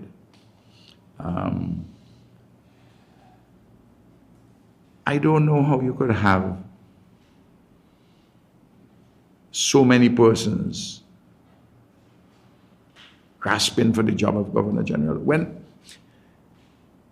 When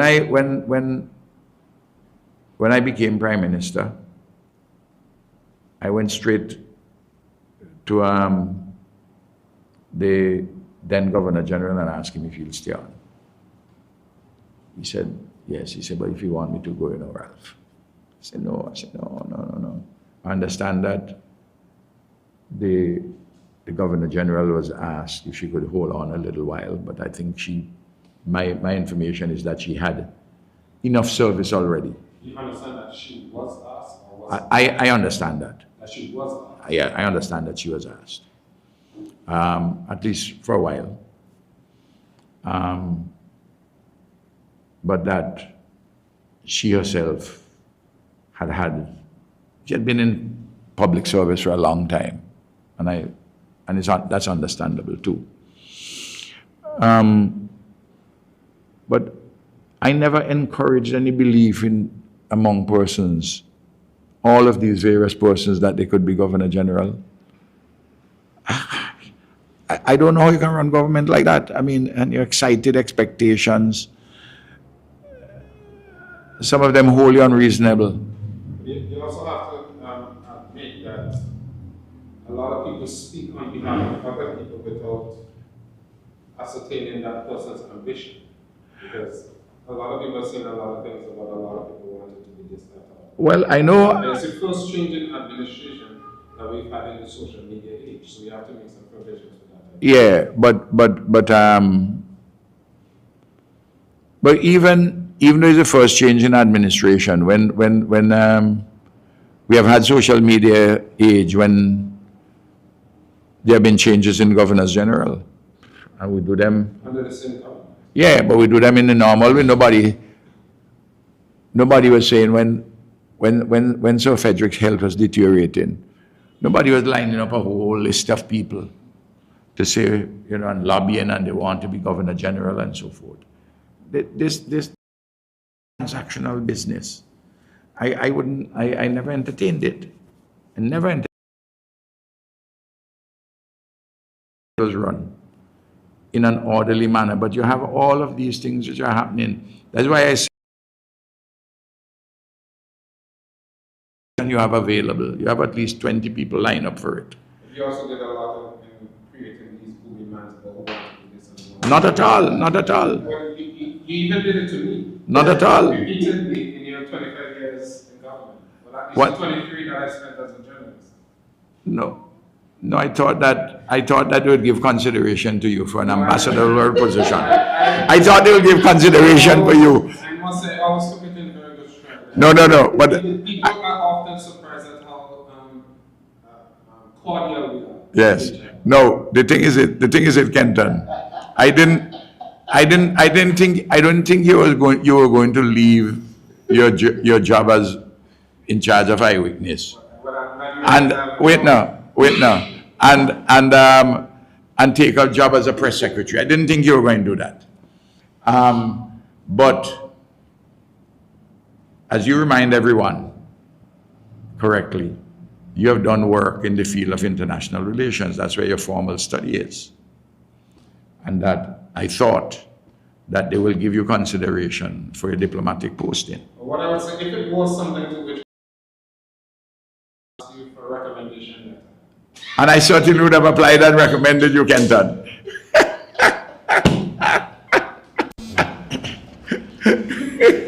Yes, good afternoon. This is William Anthony from the Vincentian.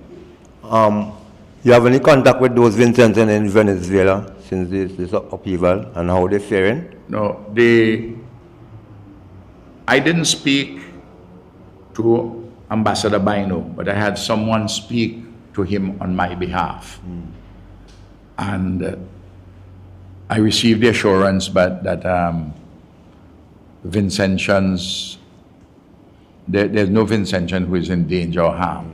Certainly the diplomatic personnel or anybody whom they know.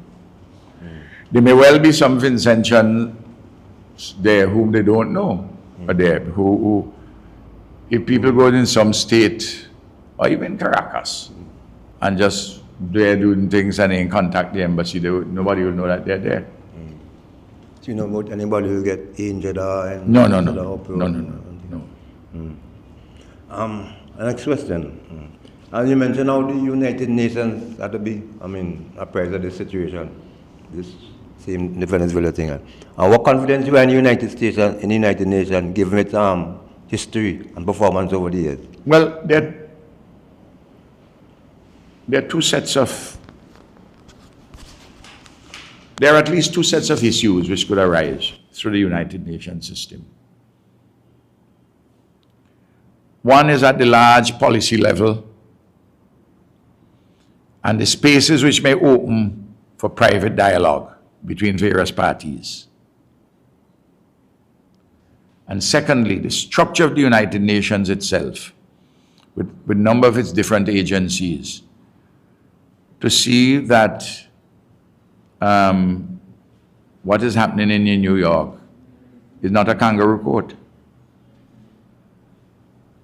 And because we don't have independent systems which we can use, so that we have to use what the multilateral system, which is available, however hampered it might be, however restrained by limitations, is what you have. That's why I say you have to use what you have.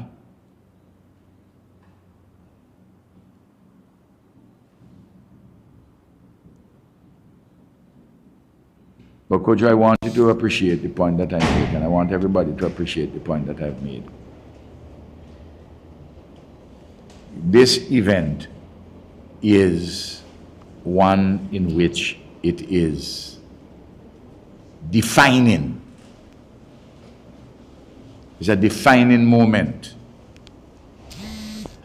in the 21st century in hemispheric relations, and for a long while, and is a realignment, a redrawing strategically of global relations. It is, what has happened is not episodic. That's the point I want to make. It is an alteration. An alteration in pre-existing multilateral relations and the multilateral system. That's why the Secretary General of the United Nations is so exercised about this. And you just have to think for a moment. If any big power can simply move in and take out whichever leader of a country they want to take out because it doesn't coincide with their interests, well, your parliament becomes a parliament of a local government, is a local government assembly. And that there are certain boundaries beyond which you wouldn't be permitted. And once you have that happening, Kojo, countries, there's an asymmetrical power relationship between the United States and Caribbean countries. And once the decisive power in that relationship is conducting itself in a wholly unilateralist manner, those who are subordinate in that asymmetrical power relationship will stay way within the boundaries and not even test the boundaries. It is, you know, the best analogy I can use for writers on the sociology of slavery is that they would tell you, of course, there would be resistance to slavery, but there are persons who knew the boundaries, but they didn't even go and test the boundaries. They stayed way inside of the boundaries. So they often assume that the master would do worse to them than the master in fact intends. You see the analogous point I'm making? And that's a consequence of the rules being rewritten, that there's an asymmetrical power relationship where the dominant power in that asymmetrical relationship is saying that in my hemisphere, in my geographic zone, in my backyard, this is how you behave. And if you don't accord with my interests, my wishes, my policies, I will take you out. Now, in a situation like that, there are actors who are subordinate, who will stay way inside of the boundaries and wouldn't test it because they're afraid what will happen.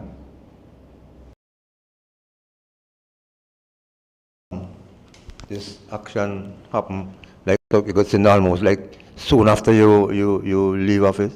I don't think that had anything to do with it.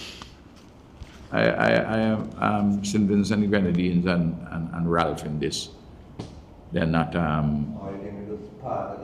We don't. To do so would be to be possessed of an arrogance which is beyond the contemplation. No, I don't think any of that. I think it's a question.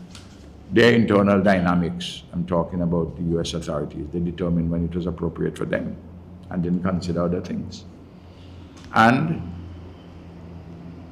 they're pretty sure that their peer competitor globally in economics and increasingly in military competition, China, will not come and do anything.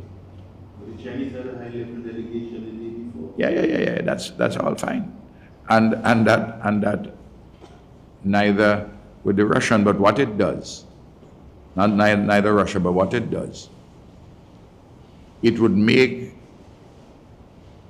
subordinate countries in the orbit of big, powerful countries which have a hegemonic ambition to feel that the hegemon next to them, geography is so important. They better be careful. I mean, that's why I talk about the matter which is complicated, and you have to pay attention to it on an ongoing basis. And we have to define our interests. And I come back to it again, as you notice the way I've spoken. I don't want to add to any further divisiveness or cannibalization within CARICOM, because fundamentally, the enlargement of our space in our interest depends on the extent of the maximum unity we can forge on certain fundamentals. I know there's a lovely thing to accord with your vanity, to cuss who you want to cuss. And you may do that privately, in your home with a friend, and you may let off steam in that way. But as a responsible person, you have to be wise and measured, careful. You come to a judgment to advance our interests. Thank you very much, Dr. Gonsalves. Thank you to Starady for bringing this conference live. Thank you to the media here, and those of you viewing and listening online. Thank you very much for joining us, and I pass you on to your respective station.